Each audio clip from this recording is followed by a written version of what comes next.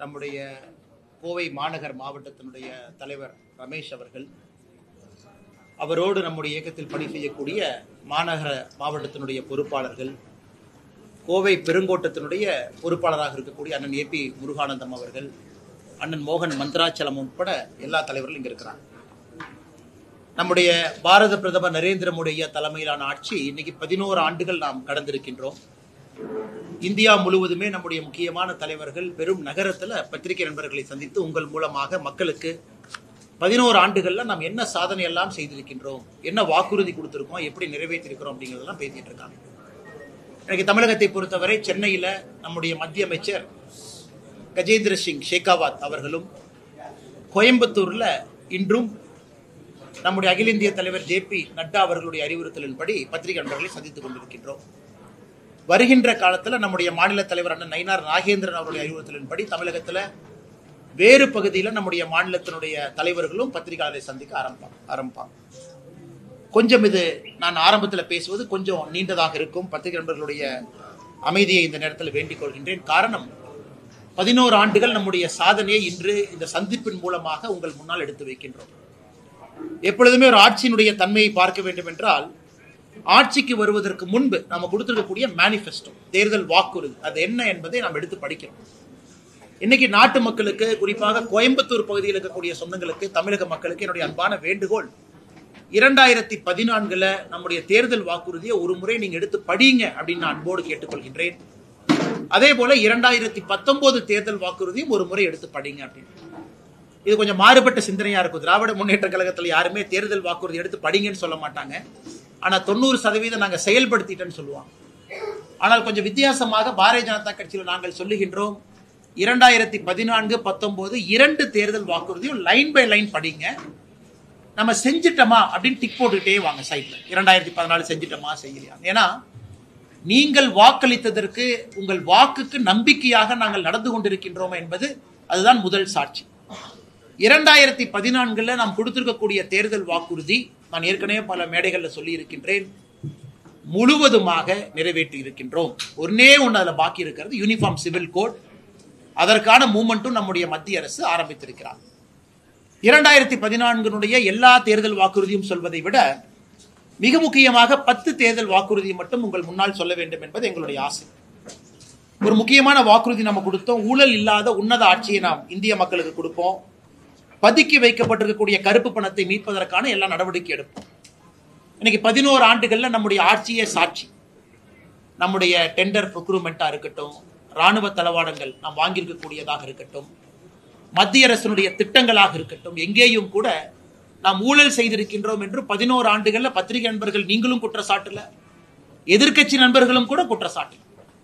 தேவையில்லாத சில வதந்திகளை பரப்பிய பொழுதெல்லாம் உச்சநீதிமன்றத்துக்கு போய் உச்சநீதிமன்றம் ரஃபேல் இருந்து எல்லா விஷயத்திலும் கூட மத்திய அரசின் மீது தவறில்லை என்று சொல்லியிருக்கின்றார். கடந்த 11 ஆண்டுகள்ல அமலாக்கத்துறை, இந்தியாவில் இருக்கக்கூடிய வேறு வேறு ஏஜென்சி ஊழல் கருப்பு பணம் எவ்வளவு பதுக்கி வச்சிருக்கிறாங்களோ 1,45,000 கோடி ரூபாயை நாம் மீட்டெடுத்திருக்கின்றோம். அதே போல வெளியே நாட்டிலிருந்து யாரெல்லாம் ஊழல் செஞ்சுட்டு ஓடி இருக்காங்களோ அவங்களை பிடித்து கொண்டு வருவதற்கான முயற்சி, நிறைய பேர்த்து எக்ஸ்ட்ராடிட் பண்ணிட்டோம். நிறைய அந்தந்த நாட்டில் நடக்கக்கூடிய கோர்ட்டு கேஸையும் நாம் பார்த்து கொண்டிருக்கின்றோம். அதற்கான உறுதியான நடவடிக்கையை மோடி ஐயா எடுத்திருக்கிறாங்க. பழங்குடி நண்பர்கள், அரசியல்ல நாம் பெரும்பாலும் மறந்துடுவோம். ஏன்னா அவங்க ஓட்டு பெருசா அவங்க போட மாட்டாங்க, தலைவர்கள் இல்லை அப்படின்னு மோடி அவர்கள் 2014 பழங்குடி இடத்தை சார்ந்தவர்களுக்கு முக்கியத்துவம் கொடுத்து, திரௌபதி முர்மு அவர்கள் இன்னைக்கு நம்முடைய ஜனாதிபதியாக பழங்குடி இனத்திலிருந்து வந்திருக்கிறார். நாம் 2014 சொன்னோம், பழங்குடியினர் முன்னேற்றத்திற்காக வன்பந்து கல்யாண் யோஜனா திட்டம் கொண்டு வருவோம். அது மட்டும் இல்ல, பழங்குடியினத்தை உயர்த்துவதற்கான எல்லா நடவடிக்கையும் எடுப்போம், பொலிட்டிக்கலா எல்லாமே. இந்த திட்டத்தை 2014 ஆட்சிக்கு வந்தவுடன் அக்டோபர்ல ஆரம்பிச்சிட்டோம். இந்தியாவில் பழங்குடியினர் வசிக்கும் கிராமங்கள் மட்டுமே 63,843 கிராமங்கள் இருக்கு. ஒரு கிராமத்துக்குமே இந்த திட்டத்தை கொண்டு போயிருக்கோம். இதற்காக 26,135 கோடி ரூபாய் ஒதுக்கி இன்னைக்கு இந்தியாவில் பழங்குடியின மக்கள் சென்டர் ஆஃப் பாலிடிக்ஸ்ல முக்கியமான இடத்துல அமர்வதற்கான எல்லா நடவடிக்கை எடுத்திருக்கோம். 2014 தேர்தல் வாக்குறுதியில் இன்னும் ஒரு முக்கியமானது, ஆர்டிகல் 370 முழுமையாக நீக்கப்பட்டு காஷ்மீர் இந்தியாவோடு இணைப்போம் என்று சொன்னோம். அதை 2019 ஆகஸ்ட் மாதம் அதை நிறைவேற்றியிருக்கின்றோம். பாராளுமன்றத்திலும் சட்டமன்றத்திலும் பெண்களுக்கு 33% இடஒதுக்கீடு வழங்குவோம் என்று 2014 சொன்னோம். 2023 ஆண்டு செப்டம்பர் மாதம் இந்த வாக்குறுதியை நிறைவேற்றிருக்கின்றோம். சாமானிய மக்களுக்கு மருத்துவ செலவினங்களை குறைப்பதற்காக புதிய திட்டத்தை கொண்டு வருவோம். 2018 ஆயுஷ்மான் பாரத் 5 லட்சம் ரூபாய் மருத்துவ காப்பீடு கொண்டு வந்திருக்கோம். இதுவரைக்கும் 37 கோடி பேர் ஆயுஷ்மான் பாரத் மூலமாக காப்பீடு அட்டையை பெற்றிருக்கின்றார்கள். 1,25 லட்சம் ரூபாய் மத்திய அரசு இந்த காப்பீடுக்காக நாம் செலவு செய்திருக்கின்றோம். தூய்மை இந்தியா திட்டத்தை துவங்குவோம். 2014 அக்டோபர் மாதத்தில் கொண்டு வந்திருக்கோம்.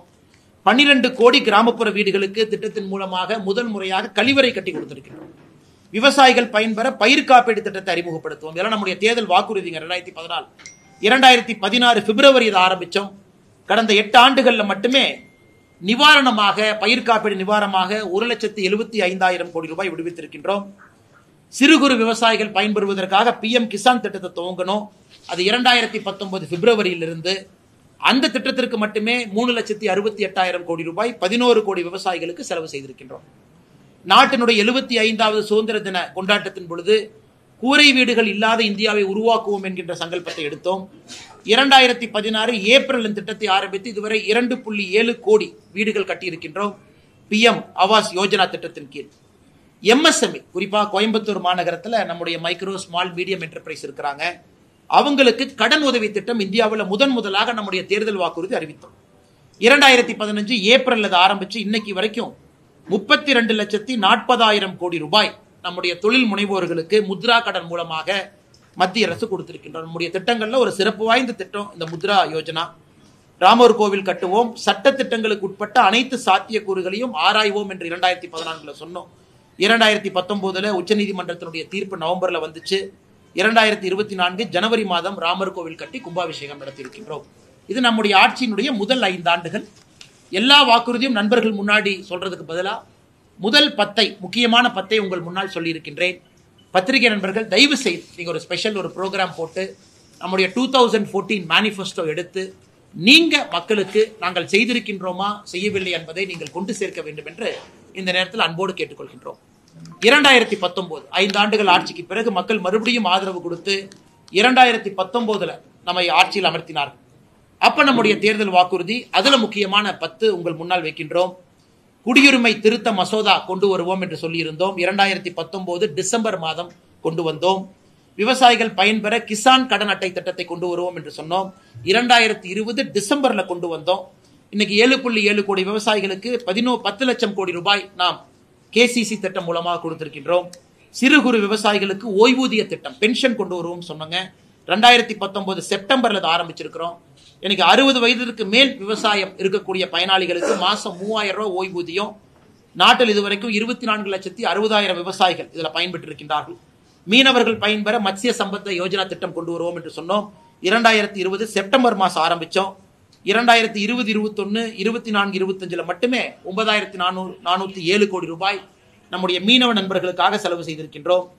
2025 ஆண்டு முடியும் பொழுது, அதாவது இந்த ஆண்டு டிசம்பர் முடியும் பொழுது இந்தியா $5 ட்ரில்லியன் என்று சொன்னோம்.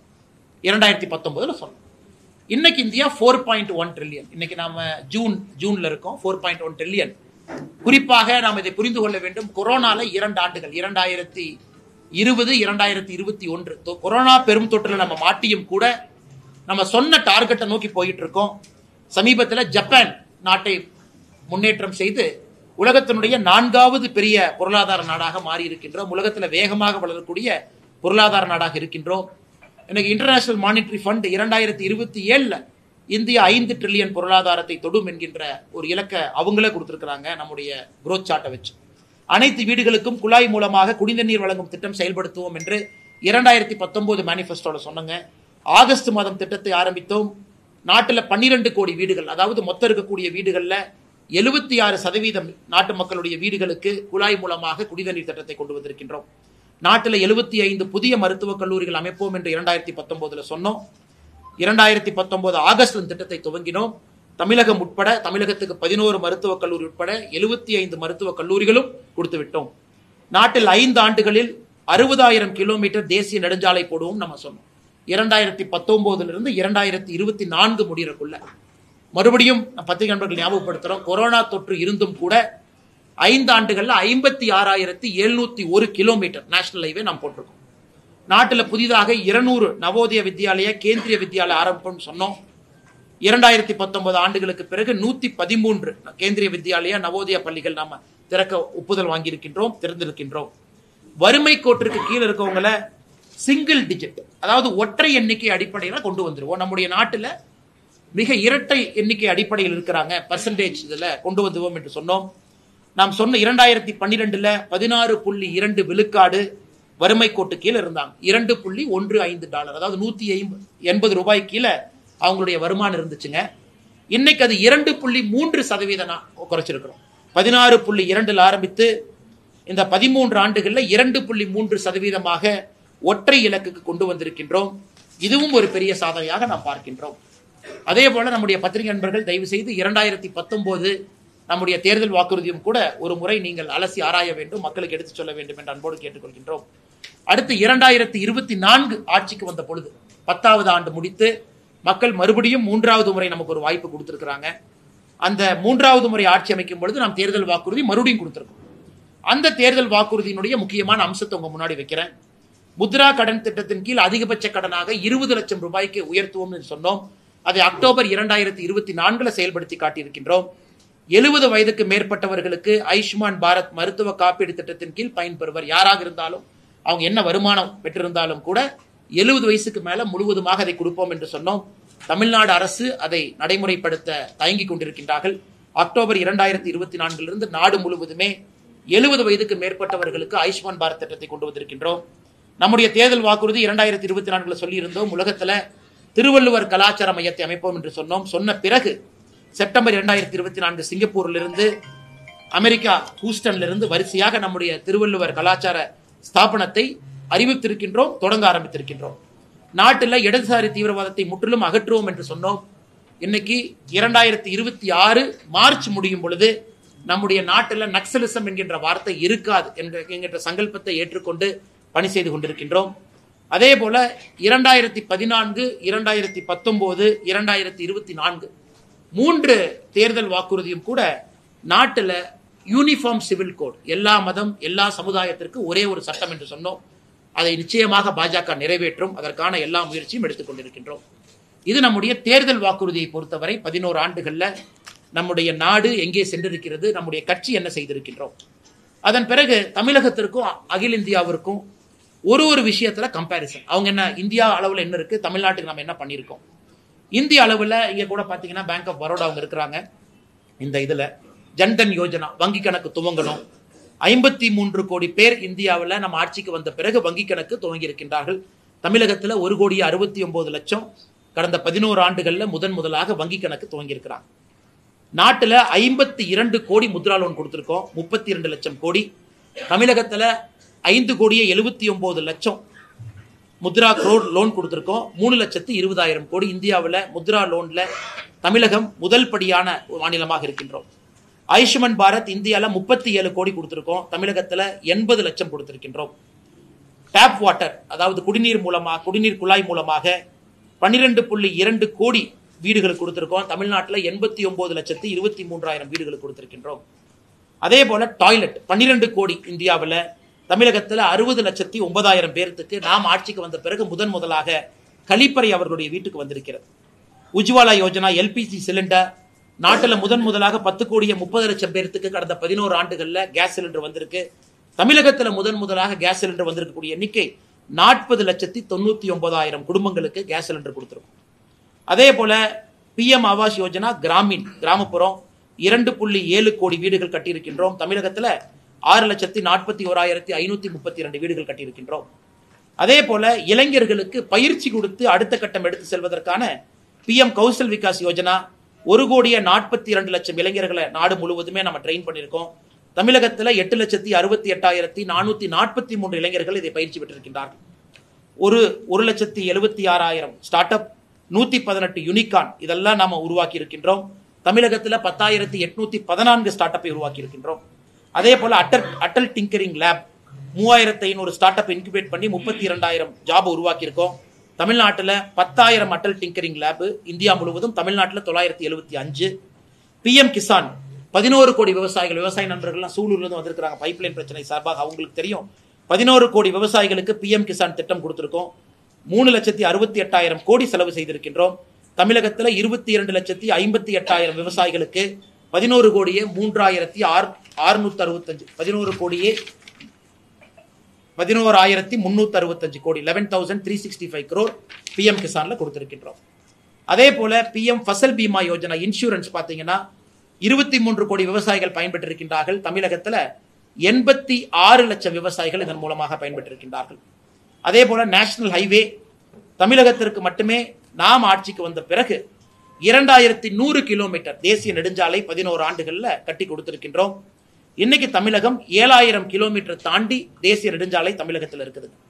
இதெல்லாம் நாம் செய்திருக்கக்கூடிய சாதனையாக இந்த நாள் 11 ஆண்டுகள் நம்முடைய ஆட்சி அமைத்த பிறகு பத்திரிகை முன்பு வைக்கின்றோம். அதையெல்லாம் தாண்டி மிக முக்கியமாக சில விஷயங்களையும் நம்ம கையில் எடுத்திருக்கின்றோம். மெட்ரோ, கோயம்புத்தூருக்கு விரைவில் மெட்ரோ வர வேண்டும் என்பது எங்களுடைய ஆசை. அதற்கான எல்லா பிரயத்தனம் எடுத்துக்கொண்டிருக்கின்றோம். 2014 வெறும் 5 நகரத்திற்கு மட்டும் மெட்ரோ இருந்துச்சுங்க. எனக்கு 23 நகரங்களுக்கு மெட்ரோ வந்திருக்கிறது. வெறும் 248 கிலோமீட்டர் வழித்தடம் இருந்துச்சு மெட்ரோ, இன்னைக்கு 1000 கிலோமீட்டர் வந்திருக்கு. ஏர்போர்ட் 2014 74 ஏர்போர்ட் இருந்துச்சு, இன்னைக்கு 160 விமான நிலையங்கள். 1,51,00,000 பேர் இந்த உடான் ஸ்கீமை பயன்படுத்தி முதல் முறையாக விமானத்தில் பயணம் செய்திருக்கின்றார். அமிர்த் பாரத் ஸ்கீம்ல 1300 ரயில்வே நிலையங்களை புதுப்பித்திருக்கின்றோம். அதே போல ஏற்கனவே சொன்னது போல ஆர்டிகல் 370, 35A அதையெல்லாம் நாம் எடுத்திருக்கின்றோம். நக்சல் வயலன்ஸ் மூலமாக வரக்கூடிய பிரச்சனைகள் 81% குறைத்திருக்கின்றோம். இந்த ப்ரொடக்ஷன் லிங்க்டு இன்சென்டிவ் ஸ்கீம், இந்த தமிழக அரசு அதிகமாக ஸ்டிக்கர் ஒட்டுறது எங்க ஊர்ல செல்போன் செய்யறாங்க, எங்க ஊர்ல அது செய்யறாங்கன்னு, அது மத்திய அரசினுடைய முழுமையான திட்டம். 1,60,000 கோடி ரூபாய் 14 செக்டர்ல நம்ம இன்வெஸ்ட் பண்ணியிருக்கோம். எனக்கு இந்தியா உலகத்தினுடைய 2வது பெரிய செல்போன் மேனுஃபேக்சராக மாறி இருக்கின்றோம். 25 கோடி இந்தியர்களை பாவர்ட்டி, அதாவது கடுமையான கோரமாக இருக்கக்கூடிய வருமான கீழே 180 ரூபாய்க்கு கீழே இருக்கவங்களை மேலே கொண்டு வந்திருக்கின்றோம். 25 கோடி பேர்த்த புதிய கல்விக் கொள்கை 2020 கொண்டு வந்திருக்கோம். அக்னிவீர் ஸ்கீம்ல 1 லட்சம் இளைஞர்களுக்கு மேல நம்முடைய இந்தியன் ஆர்மி, ஏர்போர்ஸ், நேவியில ஜாயின் பண்ணியிருக்கிறாங்க. அதே போல 10 லட்சம் பேருக்கு அரசு வேலை கொடுப்போம் என்று ஆரம்பித்தோம் ரோஸ்கார் மேளா, அதையும் நிறைவேற்றி இருக்கின்றோம். இது போன்ற ஒரு துறையிலும் கூட நம்முடைய சாதனை பெரிதாக இருக்கிறது. அடுத்தது, தமிழக அரசு எவ்வளவு பணம் வந்துச்சு, மத்திய அரசு பணமே கொடுக்கல அப்படிம்பாங்க. அதையும் பத்திரிகை நண்பர்கள் முன்னால் சொல்வதை எங்களுடைய கடமையாக கருதுகின்றோம். தமிழக அரசு குறிப்பா பார்த்தா நாம மத்திய அரசுக்கு 2 விதமாக பணத்தை அனுப்புகின்றோம். ஒன்னு சென்ட்ரல் ஜிஎஸ்டி, சிஜிஎஸ்டி கொடுக்குறோங்க. இன்னொன்னு இன்கம் அண்ட் கார்பரேட் டாக்ஸ். நாம இன்கம் டாக்ஸ் கட்டுறோம், கார்பரேட் கார்பரேட் டாக்ஸ் கட்டுறாங்க. இதெல்லாம் மத்திய அரசுக்கு போகுது. பினான்சியல் இயர் 21, 22, 22, 23, 23, 24, 24, 25 முழு டேட்டா இல்லைங்க. இப்ப 21, 22 எடுத்துக்கிட்டீங்கன்னா மொத்தமா நம்முடைய தமிழகத்திலிருந்து மத்திய அரசுக்கு நாம் கொடுத்திருக்கக்கூடிய வரி 21, 22 1,10,453 கோடி, 22, 23 1,34,425 கோடி, 23, 24 1,59,030 கோடி. நாம் இங்கிருந்து வரியாக CGST, income and corporate tax கொடுத்தோம். இப்ப மத்திய அரசு தமிழக அரசுக்கு என்ன கொடுத்தாங்க? நேரடி பணமாக டெவல்யூஷன், கிராண்ட் அண்ட் எய்ட் 2 காலத்துல கொடுப்பாங்க. டெவல்யூஷன் நேரா கொடுப்பாங்க, கிராண்ட் அண்ட் எய்ட் திட்டத்தை பொறுத்து கொடுப்பாங்க. 21, 22 நாம் கொடுத்த வரி 1,10,453 கோடி. நேரடியாக மத்திய அரசுடைய நிதி பகிர்வு மட்டுமே 72,510 கோடி. அதே போல 22, 23 1,34,425 கோடி நிதி பகிர்வு அந்த ஆண்டு தமிழக அரசுக்கு வந்தது 76,465 கோடி. இதை தாண்டி நேரடி நிதி பகிர்வை தாண்டி பத்திரிகை டேட்டா கொடுத்துறோங்கன்னா, நேரடி நிதி பகிர்வை தாண்டி 21, 22 100 நாள் வேலைவாய்ப்பு திட்டத்துக்கு 9,638 கோடி, பிஎம் கிசான் 2,779 கோடி, ஃபுட் சப்சிடி, அதாவது நாம் ரேஷன் கார்டுல அட்டையில வாங்கக்கூடிய உணவுக்கு மத்திய அரசுடைய மானியம் 13,000 கோடி, ஃபர்டிலைசர் சப்சிடி, யூரியாக்கான சப்சிடி 5,000 கோடி. ஸோ 2021, 22க்கு ஒரே ஒரு ஆண்டை உதாரணமாக எடுத்து உங்களுக்கு விளக்குறோங்க. 30,654 கோடி மத்திய அரசு சப்சிடி மூலமாக 100 நாள் வேலைவாய்ப்பு திட்டத்திற்கு பணமாக சம்பளமாக கொடுத்திருக்கிறார். ஸோ கூட்டி கழிச்சு பார்த்தீங்கன்னா நாம் வரியாக மத்திய அரசு கொடுத்தது 1,10,453 கோடி வரியாக. மத்திய அரசு பணமாக கொடுத்தது 72,000 கோடி. மத்திய அரசு திட்டத்தின் மூலமாக கொடுத்தது 30,000 கோடி. ரெண்டையும் ஆட் பண்ணி பார்த்தீங்கன்னா 1,02,000 கோடி, அதாவது 8,000 கோடி ஷார்டேஜ் இருக்கு அந்த ஒரு ஆண்டு. அதுக்கு திரும்ப பாத்தீங்கன்னா நேஷனல் ஹைவேக்கு நம்ம கொடுத்த பணம், ரயில்வேஸ், ஏர்போர்ட், சாகர்மாலா, இதையெல்லாம் மொத்தமா கூட்டி கழிச்சு பாத்தீங்கன்னா நாம் கொடுத்த ஒரு ரூபாய்க்கும் மத்திய அரசு திரும்ப ₹1 கொடுத்திருக்கிறாங்க. அதை இந்த பத்திரிகையாளர் சந்திப்பு முடித்த பிறகு நம்முடைய நண்பர்களுக்கு இந்த டேட்டாவை கொடுத்துட்றோம். ஸோ மாநில அரசு செக் பண்ணட்டும், நம்ம கொடுத்ததுக்கும் மத்திய அரசு திரும்ப கொடுத்துட்டாங்களாம். அதையும் கூட மோடி அவர்கள் நேர்மையாக அவர் ஆட்சி அமைத்த பிறகு வந்த பினான்ஸ் கமிஷன்ல மாநில அரசுக்கு 32% இருந்த நிதி பகிர்வை 42% உயர்த்தி அதை பண்ணியிருக்காங்க. ஸோ கூட்டி கழிச்சு சொல்ல வேண்டும் என்றால் கடந்த 4 ஆண்டுகள்ல நாம் தமிழர்கள் மத்திய அரசு கொடுத்த வரி 4,36,136 crore. Total transfer by to Tamil Nadu by central government 5,47,380 crore எல்லாம் சேர்த்தி. அதனால் அதையும் கூட இந்த நேரத்தில் உங்களுக்கு சொல்வதற்கு கடமைப்பட்டிருக்கின்றோம். இதை தாண்டிங்கன்னா இந்த மாதிரி ஒரு பெரிய புத்தகம் நம்முடைய மத்திய அரசு நம்ம போட்டிருக்கோம். 11 ஆண்டுகளுக்கான புத்தகம். ஒரு செக்டர் இது பார்த்தீங்கன்னா 11 ஆண்டுகள் ஆங்கிலத்தில் எல்லாம் இருக்குங்கன்னா தமிழ்ல இருக்கு. இது எல்லா இடத்திலும் மக்களுக்கு கொடுக்குறோம். மத்திய அரசினுடைய இடத்துல கொடுக்குறோம். ரயில்வே ஸ்டேஷன், பஸ் ஸ்டாண்ட்ல இது காப்பி இருக்கு. வெப்சைட்ல எடுத்துக்கலாம், வாட்ஸ்அப்ல கூட ஃபார்வர்ட் பண்ணிக்கலாம். அதனால எல்லோருக்கும் கூட நாம் செய்திருக்கக்கூடிய சாதனை ஒரு புத்தகமா இருக்கு. நம்ம என்ன செஞ்சிருக்கோம், ஒரு துறையில என்ன மாற்றத்தை கொண்டு வந்திருக்கின்றோம். பாதுகாப்பு துறையாக இருக்கட்டும், டிஃபென்ஸ் துறையாக இருக்கட்டும், பெண்களுக்காக இருக்கட்டும், இளைஞர்களுக்காக இருக்கட்டும், விவசாயிகளுக்காக இருக்கட்டும்.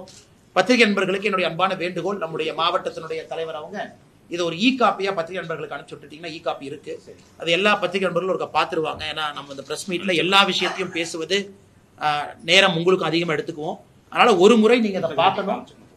இந்த புத்தகம் பாருங்கன்னா புத்தகம் இந்த மாதிரி இருக்கு. இதான் புத்தகம். நாம இதில் வந்து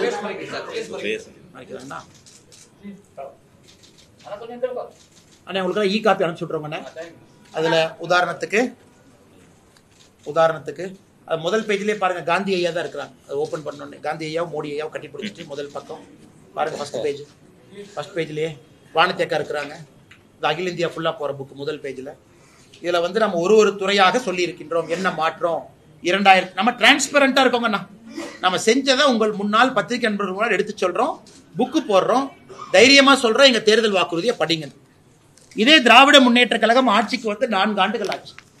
511 தேர்தல் வாக்குறுதியில நாங்க சொல்றோம் 50 கூட முழுமையாக நிறைவேற்றவில்லை. அவங்க யாராச்சும் ஒரு பிரஸ் மீட் வச்சு நாங்க ஆட்சிக்கு வந்து 4 வருஷம் ஆச்சு பாருங்க, இதுதான் எங்களுடைய தேர்தல் வாக்குறுதி இதுவரை சொல்லுது. நம்ம 50 தாங்க நிறைவேற்றிருக்கீங்கன்னா உங்களை என்னை திட்டுறாங்க. முதலமைச்சர் அவர்கள் ஒரு மேடையில ஒரு நம்பர் சொல்றாங்க. 90% இடத்துல சொல்றாரு, 88% இடத்துல சொல்றாரு, 96% இடத்துல சொல்றாரு. ஒருவரும் கூட ஒரு நம்பர் சொல்றாங்க. அதனால பத்திரிகை நண்பர்கள் 4 ஆண்டுகள் திராவிட முன்னேற்ற கழகத்தினுடைய ஆட்சி முடிந்திருக்கக்கூடிய காரணம் இருக்கிறதுனால திமுக தேர்தல் அறிக்கையை அக்கா கரெக்டா கொண்டு வந்துட்டாங்க பாருங்க.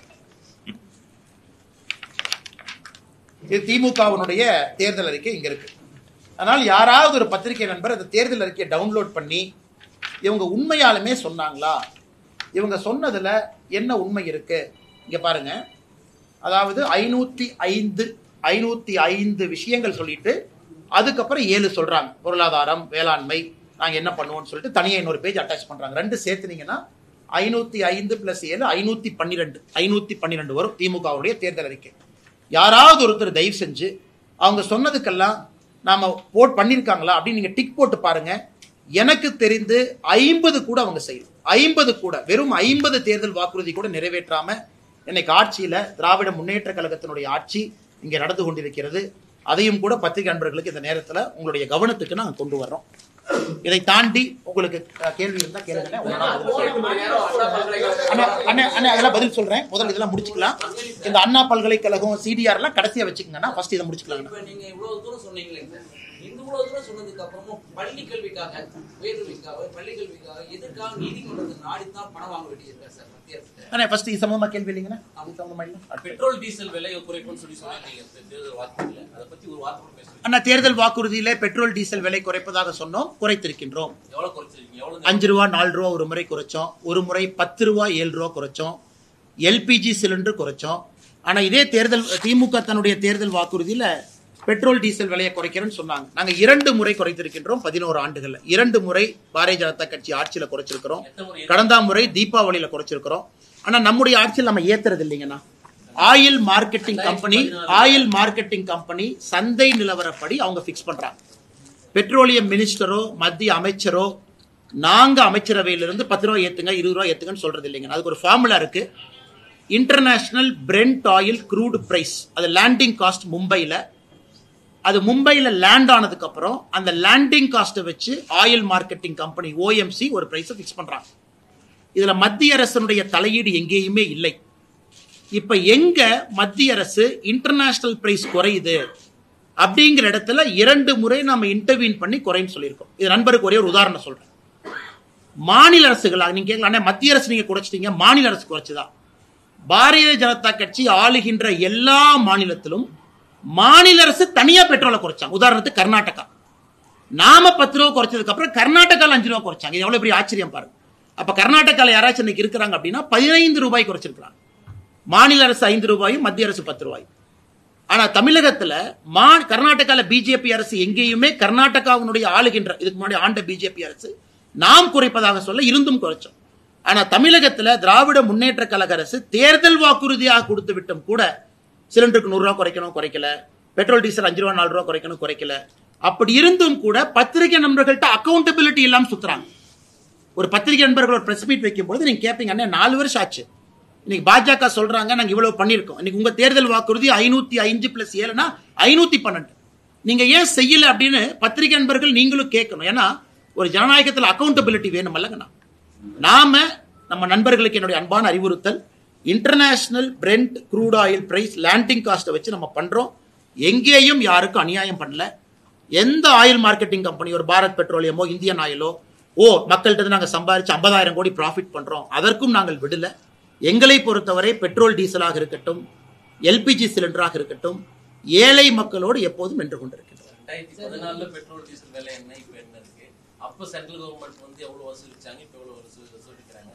அன்னைக்கு கேஸ் பிரைஸ் என்ன, இன்னைக்கு கேஸ் பிரைஸ் என்ன ஒரு கம்பேரிசன். அண்ணா 2014 நம்ம ஆட்சிக்கு வந்த பொழுது வெறும் 64% மக்கள் வீட்டுல மட்டும்தான் கேஸ் சிலிண்டர் இருந்துச்சு. உதாரணத்துக்கு என்னுடைய அம்மாச்சி வீட்டுல நான் சொல்றது கேட்கலாம். நல்ல கேள்வி, நான் சொல்ற பதிலி நீங்க கேட்டுக்கங்க. நல்ல கேள்வி நீங்க கேட்டது. 2014 நம்ம ஆட்சிக்கு வந்த பொழுது வெறும் 64% மக்கள் வீட்டுல தான் கேஸ் சிலிண்டர் இருந்துச்சு. அதையும் நீங்க பாருங்க, 36% மக்களுக்கு நம்ம கேஸ் சிலிண்டர் கொடுத்திருக்கோம் முதலா. இன்னைக்கு இந்தியால 99.99% வீட்டுல கேஸ் சிலிண்டர் கொடுத்தாச்சு. அப்ப நம்முடைய அரசு, மோடி ஐயா அரசு 36% மக்களுக்கு புதுசா இலவச சிலிண்டர் கொடுக்கிறோம். அதற்கான முதல் சிலிண்டர் காஸ்ட்டை ஏத்துக்கிறோம், அதற்கான சப்சிடி போடுறோம். அதை ஏன் பார்க்க மாட்டீங்க? அதாவது எல்லாம் என்ன சொல்றாங்க, ஒரு காங்கிரஸோ திமுகவோ 2014 ரேட், அதே காங்கிரஸ் திமுக கேட்கிறேன், 2014 இந்திய மக்கள் பயன்படுத்திய மொத்த கேஸ் அளவு எவ்வளவு, 2025 எவ்வளவு? 36% மக்களுக்கு கேஸே கொடுக்காம பணக்காரங்க 64% கொடுத்தா நாடு முன்னேறிடுமாங்கண்ணா.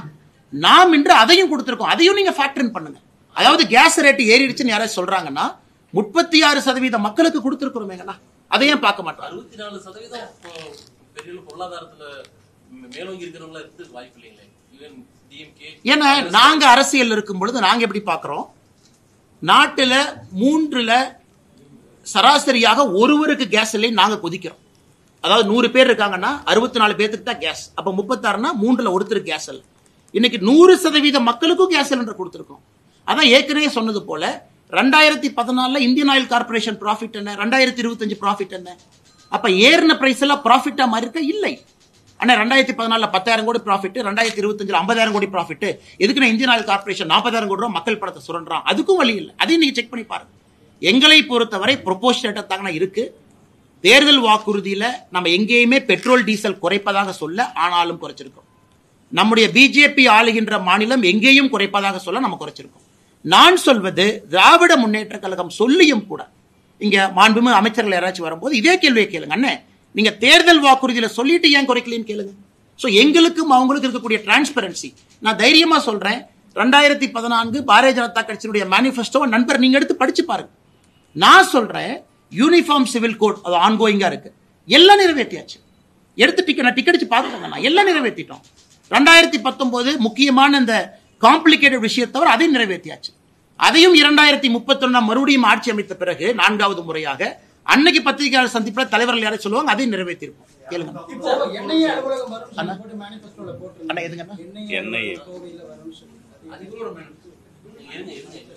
ஆனா இன்னைக்கு மத்திய அரசை பத்தி பேசிட்டு மத்திய மாநில அரசுகள் ரெண்டு பேர்த்தோட மோதல் போக்குல தமிழக பள்ளி மாணவர்களுடைய பாதிப்பு அதிகமா இருக்கு. 2961 கோடிக்கு தமிழ்நாடு கவர்மெண்ட் கேஸ் போட்டிருக்காங்க.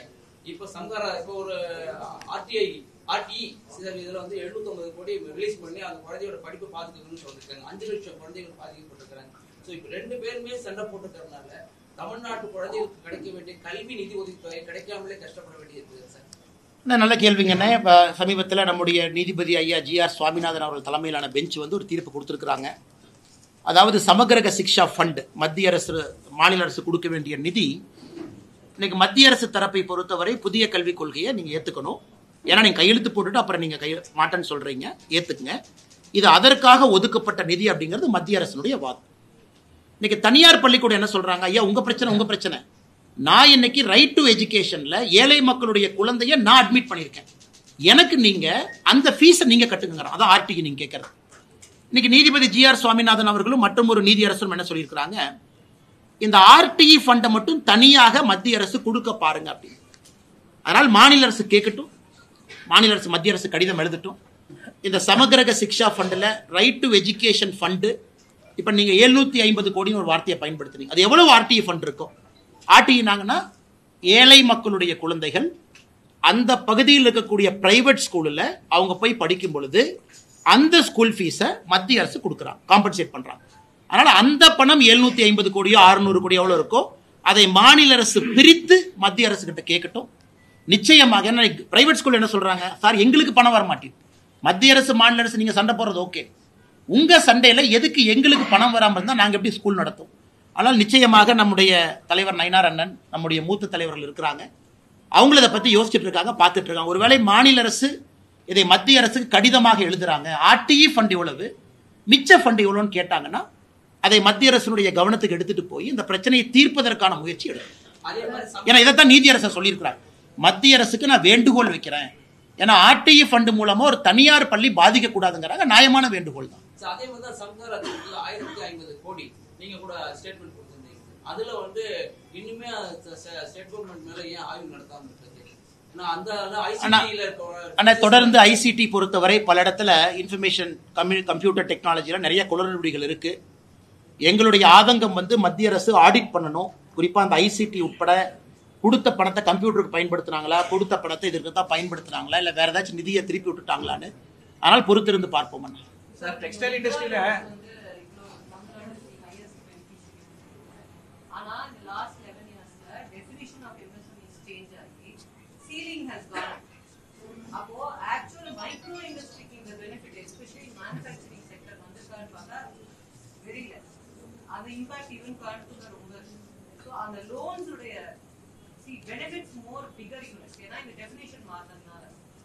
It's a fair point madam. நீங்க கேட்கறது வந்து குறிப்பா எஸ்எம்இயை பொறுத்த வரைக்கும் அந்த டெஃபினிஷன் வந்து காலத்துக்கு தகுந்த மாதிரி மாறுதுங்க. ஏன்னா ஒரு யூனிட் வந்து ஸ்மாலா ஒரு காலகட்டத்தில் இருக்கு, cannot continue to be small after a point of time. அதனால நான் அந்த பிரேக்கப்போட உங்களுக்கு திரும்ப வர்றேன். நம்ம ஸ்மாலுக்கு எவ்வளவு கொடுத்துருக்கோம், மைக்ரோ மீடியம் மூன்றுக்கும் தனித்தனியாக கம் வித் பிரேக்கப். அந்த டேட்டாவை பார்த்த பிறகு முரண்பாடுகள் இருக்கு அப்படின்னா we will take it up to the concerned minister. எனக்கு தெரிஞ்சு இது இருப்பதற்கான வாய்ப்புகள் குறைவு. பட் இருந்தாலும் நான் எஸ்எம்இயா உங்களுக்கு ஒரு டேட்டாவை கொடுத்தேன், ஒரு பிரேக்கப்போட உங்கள்கிட்ட பேசுறேன். சார் டெக்ஸ்டைல் இண்டஸ்ட்ரியில பொறுத்த வரைக்கும் பாலிஸ்டர் விஸ்கோஸ் இருக்கு இல்லைங்களா, அதோடைய இம்போர்ட் இதுக்கு தரக்கட்டுப்பாடுன்னு ஒன்று விதிச்சு பல வருஷமா கோரிக்கை கொடுத்துட்டு இருக்காங்க. ஒரு சில கார்பரேட் நிறுவனங்கள் மட்டும் பயன்பெறதுனால என்டையர் இந்தியன் டெக்ஸ்டைல் இண்டஸ்ட்ரியே பாதிக்கப்படுதுன்னு சொல்லி சொல்றாங்க இண்டஸ்ட்ரீஸ். அதை பத்தி உங்களுடைய கருத்து? அண்ணா இதே கேள்வியை 4 மாசம் முன்னாடி பிரஸ் மீட்ல நீங்க கேட்டீங்க, இதே அண்ணன் நீங்க தான் கேட்டீங்க, இதே கேள்விக்கு 4 மாசம் முன்னாடி பதில் சொன்னேன். நல்ல கேள்விதான், நல்ல கேள்விதான். பாராட்டித்தானே பதில் சொல்றேன், நீ கேட்ட தப்புன்னு சொல்றேன்னா. அதனால அன்னைக்கு சொன்ன இல்ல இல்ல நீங்க அந்த ஆன்சர் ஒரு நிமிஷம்னா நான் சொன்ன ஆன்சர் அவர் சொல்ல சொல்லுங்க. ஆன்சரே கேட்க மாட்டீங்க, நான் சொன்ன ஆன்சர் சொல்ல சொல்லுங்க. நான் அன்னைக்கு சொன்ன ஆன்சரை சொல்ல சொல்லுங்க. பிரஸ் மீட்ல நீங்க கேட்ட கேள்விய பிசிறு மாறாம நான் கேள்வியை திரும்ப சொல்றேன். நான் சொன்ன பதில நீங்க சொல்லுங்க. நாங்க மானிட்டரிங் பண்ணிட்டு இருக்கோம். கண்டிப்பா தொழில்துறையினருடைய கோரிக்கையும் பரிசீலனை பண்ணுவோம். இங்க இருக்கக்கூடிய கோயம்புத்தூர்ல இருக்கக்கூடிய விஸ்கோஸ் நிறுவனத்திற்கு, இங்க இருக்கக்கூடிய நிறுவனம், நீங்க கோயம்புத்தூர் விஸ்கோஸ் நிறுவனம் குறிப்பாக ஆர்டிஃபிஷியல் ஃபைபர்ஸ் எனக்கு இந்தோனேஷியா போன்ற நாடுகள் வந்து முக்கியத்துவம் கொடுக்குறாங்க. நார்த் இந்தியாவில் 2 கம்பெனி டாமினேட் பண்ணுறாங்க, இதனால் வந்து பிரச்சனை ஆகுது அப்படிங்கிற ஒரு அடிப்படை தன்மை இருக்கு. கோயம்புத்தூர்ல ஆர்டிஃபிஷியல் ஃபைபர்ல யார் இருக்காங்களோ அவங்கள கூட்டிட்டு போய் நிதி அமைச்சரை பார்க்க வச்சோம். இவங்க எல்லாம் வந்து பார்த்தாங்க. அவங்களுக்கு எந்த விதமான கம்ப்ளைண்ட் இப்ப இல்லைங்கண்ணா. நிதி அமைச்சரை பார்த்த பிறகு ஆர்டிஃபிஷியல் ஃபைபர் மேனுஃபேக்சர் பண்ணக்கூடிய கோயம்புத்தூரை சார்ந்த தொழிலதிபர்களுக்கு பிரச்சனை இல்லை. அதற்கான நிவர்த்திகள் சில இடத்துல கொடுத்துருக்கோம். ஆனால் டெக்ஸ்டைலை பொறுத்த வரைக்கும் இட் இஸ் வெரி டைனமிக்ங்கண்ணா. 2 வருடத்திற்கு முன்பு கொடுத்த தீர்வு இன்னைக்கு அப்ளை ஆகாது. இட் இஸ் சோ டைனமிக், மாறிக்கிட்டே இருக்கும். அதனால் எங்களை பொறுத்தவரை அண்ணன் கேட்கிற கேள்வி தவறுன்னு நான் சொல்ல, அதே பதில தான் நான் திரும்ப சொல்றேன். பிரச்சனைகள் வரும்போதெல்லாம் அதை தீர்ப்பதற்கான எல்லா முயற்சி எடுக்கிறோம். ஒரே பிரச்சனை தொடர்ந்து இருப்பதில்லை. ஒரு காலத்துல இம்போர்ட் டியூட்டி வேணும்னு கேட்டாங்க, இன்னைக்கு இம்போர்ட் டியூட்டி வேண்டான்னு கேட்கிறாங்க.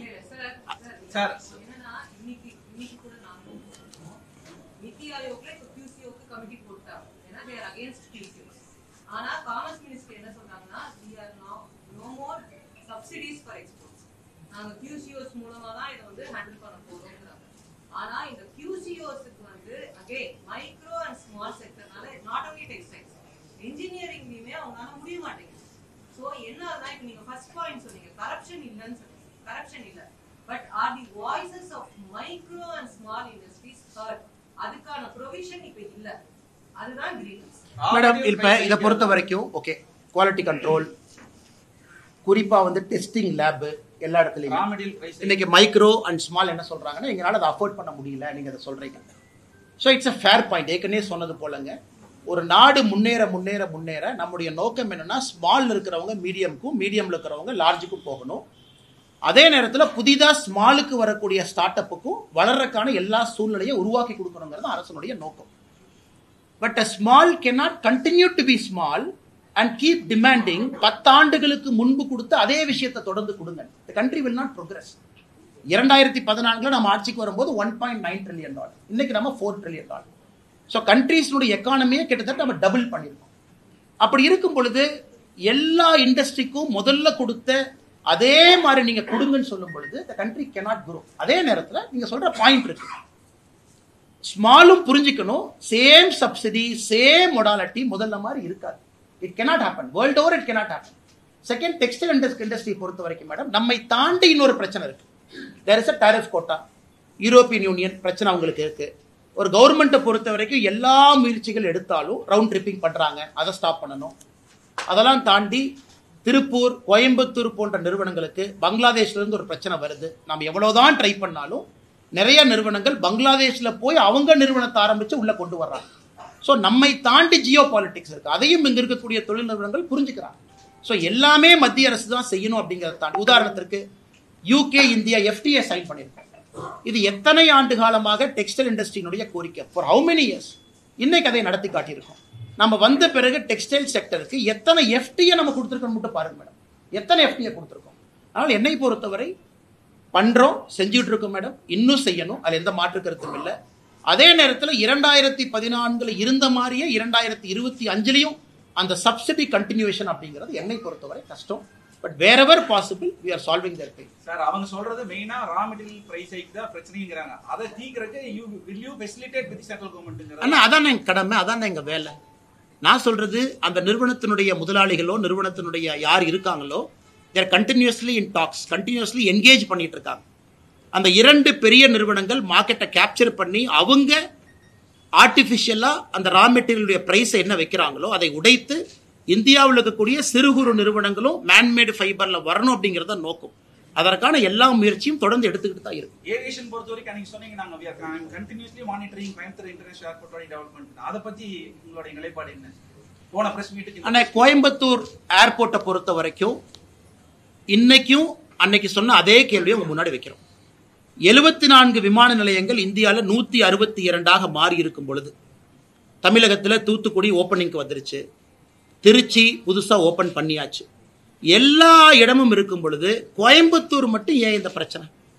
கோட் ஷேரிங் இல்லை, ப்ராப்ளம் இது. சமீபத்தில் லேண்ட் ஹேண்ட் ஓவர் பண்ணியிருக்காங்க, அந்த லேண்ட் ஹேண்ட் ஓவரும் முழுமையா பண்ணல, அதுலயும் லிட்டிகேஷன். நானும் நீங்களும் பேசிய பிறகு ஏவியேஷன் மினிஸ்டர் தெலுங்கு தேசம் கட்சியை சார்ந்தவங்க மறுபடியும் ஒரு லெட்டர் எழுதியிருக்காரு. அதாவது இவர்களுக்கும் ஆர்வம் இருக்க வேண்டும். இந்த மாவட்டத்தினுடைய டிஸ்ட்ரிக்ட் கலெக்டருக்கும் தமிழ்நாட்டினுடைய முதலமைச்சருக்கும் ஆர்வம் இருக்கணும். கோயம்புத்தூர் ஏர்போர்ட்டை பிரையாரிட்டியா டெவலப் பண்ணுங்கிற ஆர்வம் இருக்கும். சும்மா பேருக்கு வந்து நாம கொடுத்தோம். இன்னைக்கு 100% கோயம்புத்தூர் ஏர்போர்ட்டுடைய விஸ்தாரம் ஆகாம இருப்பதற்கான காரணம் நமக்கு டெண்டர் நோட்டிபிகேஷன் ஒரு நாளுங்கன்னா லேண்டு இன்னும் கொடுத்தே முழுமையாக இன்னும் அவங்க லேண்டை ஹேண்ட் ஓவர் பண்ணாம இருக்கிறாங்க. முழுமையா ஹேண்ட் ஓவர் பண்ண மறுபடியும் ஏவியேஷன் மினிஸ்டர் ரிமைண்டர் லெட்டர் எழுதியிருக்காங்க. கடந்த முறை வானதி ஸ்ரீனிவாசன் அவர்கள் கோயம்புத்தூர் தெற்கு தொகுதியினுடைய எம்எல்ஏ முதலமைச்சரை பார்த்த பிறகு 2 நாட்கள் கழிச்சு டிஆர்பி ராஜா அவங்க சொன்னாங்க லேண்டை கொடுத்தோம். முழுமையா கொடுத்தாங்களா? கொடுக்கல. இருந்த ஏவியேஷன் மினிஸ்டர் மறுபடியும் கடிதம் எழுதுறாங்க. அந்த அக்கறை பண்ணி லிட்டிகேஷன்ல ரிமூவ் பண்ணி கொடுக்க வேண்டியது இவங்க கடமை. எப்படி மத்திய அரசு இங்க வந்து லிட்டிகேஷன் அவங்க பொறுப்பு எடுப்பாங்கன்னா மாநில அரசு தான் காரணம். அதே தான் சொல்றேன். அப்படி இருந்தா நாம ஏன் கோயம்புத்தூரை வஞ்சிக்க போறோம்னா, தூத்துக்குடி ஓப்பனிங் ரெடி இருக்கு, திருச்சி ஓபன் பண்ணியாச்சு, எத்தனையோ புது விமான நிலையங்கள் தமிழகத்தில் கொடுக்கும் பொழுது கோயம்புத்தூர் எங்களை பொறுத்தவரை ஹை பிரையாரிட்டி. காரணம் வால்யூம் ஆஃப் டிராபிக். இதனால மத்திய அரசு ஏன் கோயம்புத்தூரை வஞ்சிக்க போகுது? மிச்ச இடத்துல கிளியரா இருக்கும்போது டெண்டர் போடுறோம், டக் டக் டக்குன்னு மேல கொண்டு போறோம். கோயம்புத்தூர்ல தயவு செய்து நீங்க மாநில அரசுக்கு அழுத்தம் கொடுங்க, லேண்டை கிளியர் பண்ணி கொடுக்க சொல்லுங்க. ஏன்னா லேண்டை கிளியர் பண்ணாம 2 முறை டிராயிங்கை மாத்திருக்காங்க. தமிழகத்திலேயே அதிகப்படியான நிதி ஒதுக்கீடு எங்க ராஜ்யத்துக்கு கோவைக்கு தான் பண்ணிருக்கிறோம் அப்படின்னு சொல்றாங்க. 90% முடிஞ்சிருச்சுங்க. நீங்க சொன்ன மாதிரி 10% முடியல, 100% ஹேண்ட் ஓவர். அண்ணா லிட்டிகேஷனோட ஒரு ப்ராப்பர்ட்டியை ஹேண்ட் ஓவர் பண்ணீங்கன்னா மத்திய அரசு லிட்டிகேஷனை சால்வ் பண்ண முடியாதுங்கண்ணா. லேண்டு வந்து மாநில அரசுடைய கண்ட்ரோலுங்கண்ணா. கான்ஸ்டிடியூஷன் ஆஃப் இந்தியா படி முழுமையாக நீங்க லேண்டை கொடுக்காம மத்திய அரசு செயல்படுத்த முடியும். அதனாலதான் போன முறை நாம் பேசிய பிறகு ஏவியேஷன் மினிஸ்டர் மறுபடியும் ஒரு கடிதம் எழுதியிருக்கிறாங்க, எங்களுக்கு லேண்டை முழுமையா ஹேண்ட் ஓவர் பண்ணுங்க. பண்ணிட்டாங்கன்னா எங்க ரெஸ்பான்சிபிலிட்டி நாங்க செயல்படுத்தி காட்டுறோம்.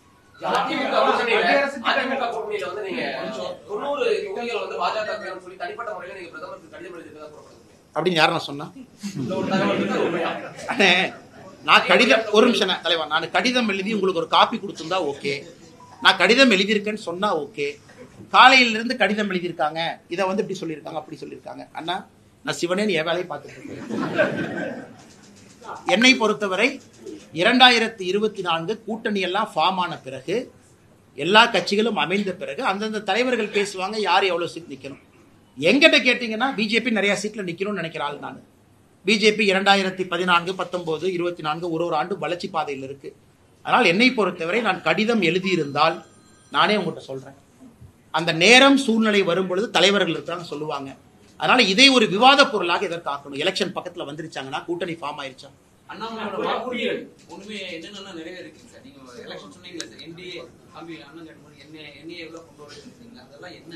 என்ஏக்கு வந்து நம்முடைய உள்துறை அமைச்சர் கடிதம் போட்டிருக்காங்க.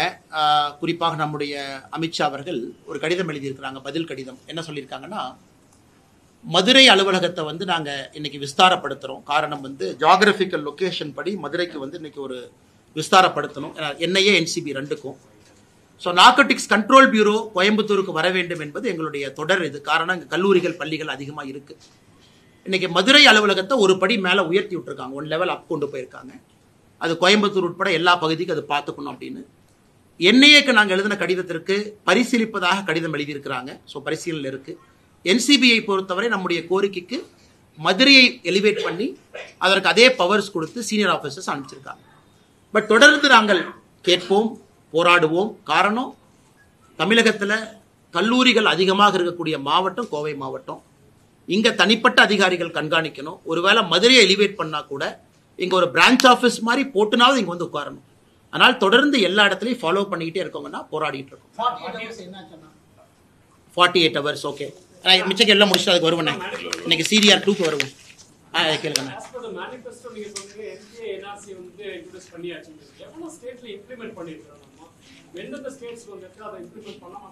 நீங்க சொல்றது என்ன சொல்றீங்க? நேஷனல் பாப்புலேஷன் ரெஜிஸ்டரா? அண்ணே இருங்கண்ணே. அண்ணே அதற்கான டேட்டா எங்கிட்ட இல்லைங்கண்ணே. என்பிஆர் அப்கோர்ஸ் இல்லை. என்பிஆர் நாம் என்னது ஆரம்பிக்கல. குறிப்பாக இந்த சிட்டிசன்ஷிப் அமெண்ட்மெண்ட் ஆக்ட் சிஏஏ கொண்டு வந்த பிறகு இந்தியாவில் எத்தனை பேருக்கு புதிதாக குடியுரிமை கொடுத்துருக்கிறோம் அப்படிங்கிற டேட்டா எக்ஸாக்டாக எங்கிட்ட இல்லை. அவங்களுக்கு அந்த ஸ்மால் மைக்ரோ என்டர்பிரைஸ் டேட்டா ஒன்று கொடுக்கணும். உங்களுக்கு அந்த டேட்டா 2 கொடுக்குறோங்க. கேளுங்க. அடுத்தது மத்திய அரசு திட்டங்களை தமிழகத்தில் அமல்படுத்துறதுல என்னென்ன சிக்கல் இருக்கு?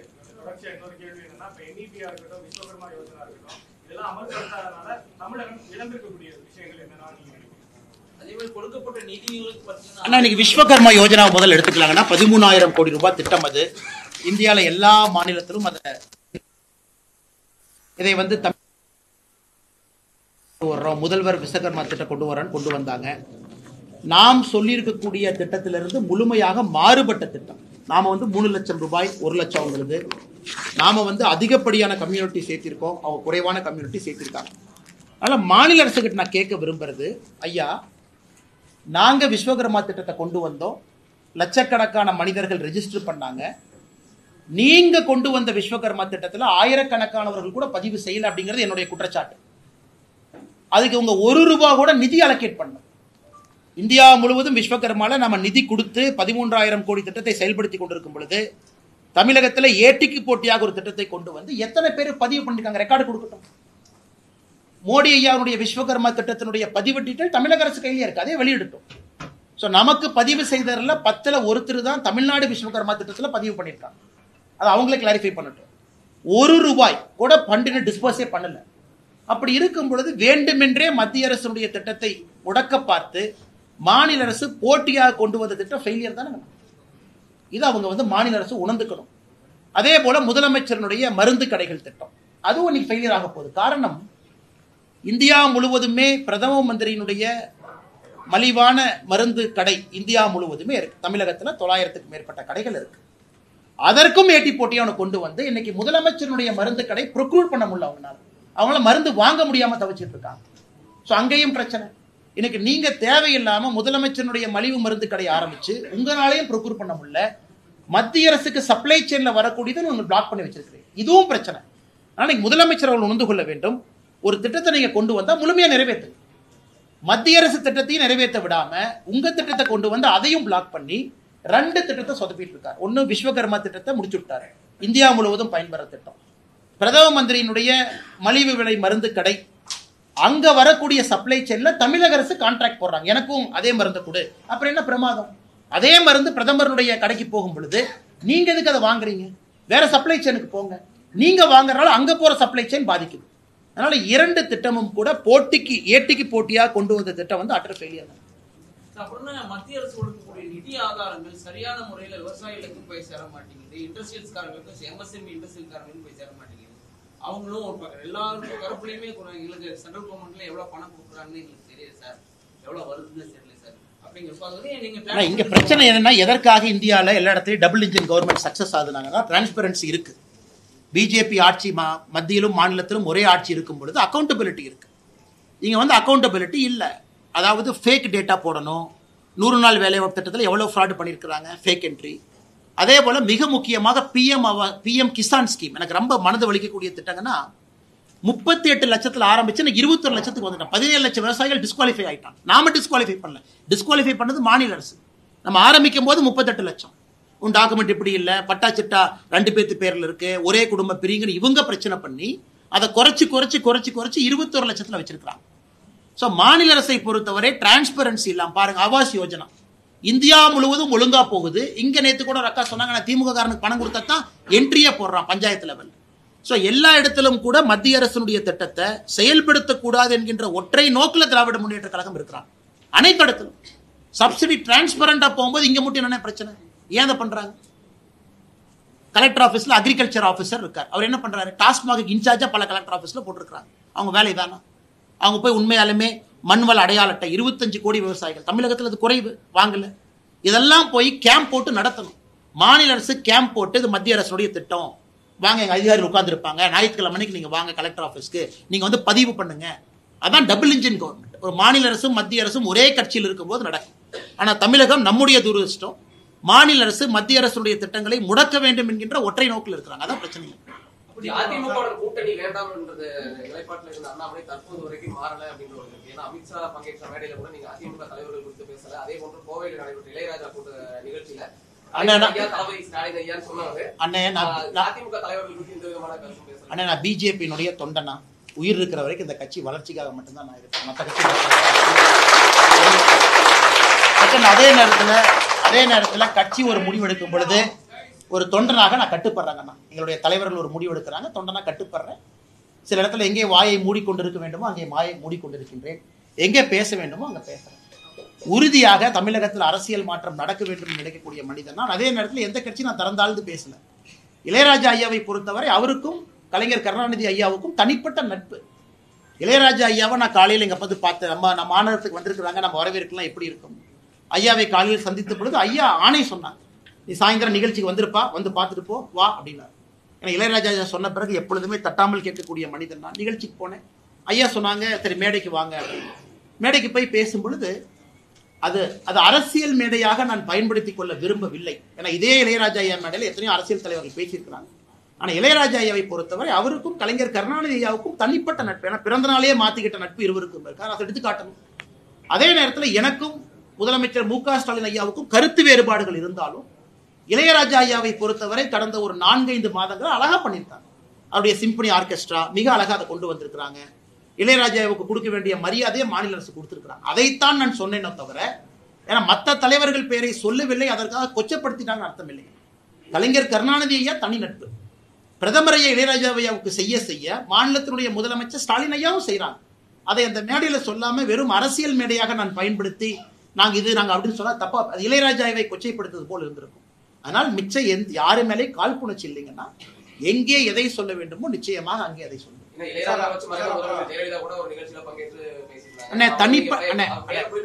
அம்மையார் அவங்க பேரு, ஜெயலலிதா அம்மையாருடைய பேரு. தனிப்பட்ட முறையில அது அவங்க கட்சிக்காரங்க இருக்காங்க, எல்லாரும் சொல்லுவாங்க பெரிய ஆளுமை அவங்க, விடுங்கண்ணா. நான் இங்கே குறிப்பாக சொல்லிக் கொண்டிருப்பது மாநில அரசு மத்திய அரசு 2 பேர் இளையராஜா ஐயாக்கு என்ன செஞ்சிருக்கோம் மேடையில சொல்லிட்டேன்.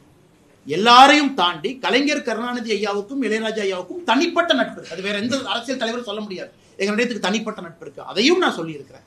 அதனால் இதுல ஒரு தலைவர் பேர் சொல்லல சொன்னாங்க அப்படிங்கிறது என்னை பொறுத்தவரை இது ஒரு விஷயம் கிடையாது. கூட்டணி ஆட்சியா அப்படின்னு சொல்லி பாஜக வந்து உறுதியா சொல்றாங்க. தமிழகத்தில் 2026 கூட்டணி ஆட்சியா அப்படின்னு சொல்லி பாஜக தலைவர்கள் சொல்றாங்க. ஆனா அதிமுக பொறுத்தவரைக்கும் கூட்டணி ஆட்சி வாய்ப்பே கிடையாது. அதிமுக தலைமையில் நான் ஏதாச்சும் பேசினா தேவையில்லாம் பஞ்சாயத்து அண்ணே. நான் வந்து இந்த கூட்டணி ஆட்சி ஆட்சியில எல்லாம் பாஜக ஆட்சின்னு சொல்லிட்டு இருக்கிறேன் நான். ஆனா இன்னைக்கு நம்முடைய கட்சியினுடைய தலைவர்கள் ஒரு முடிவெடுத்திருக்கிறாங்க. முடிவுக்கு தொண்டனாக நாங்கள் கட்டுப்படுகின்றோம். அது எங்களுடைய தலைவர் நைனா அண்ணா இருக்கிறாங்க, அவங்க எல்லாம் சொல்லுவாங்கன்னா இதுக்குள்ள நான் போக விரும்பல. எனக்கு தனிப்பட்ட கருத்துக்கள் இருந்தாலும் என்னோட இதயத்துக்குள்ள இருக்கட்டும், வேற வரும்போது பேசுவோம். அண்ணே அதெல்லாம் வரும்போது பாத்துக்கலாங்க அண்ணே. இதுக்கு பதில் சொல்ற சரியான தலைவர் வரும்போது அவங்ககிட்ட கேளுங்க.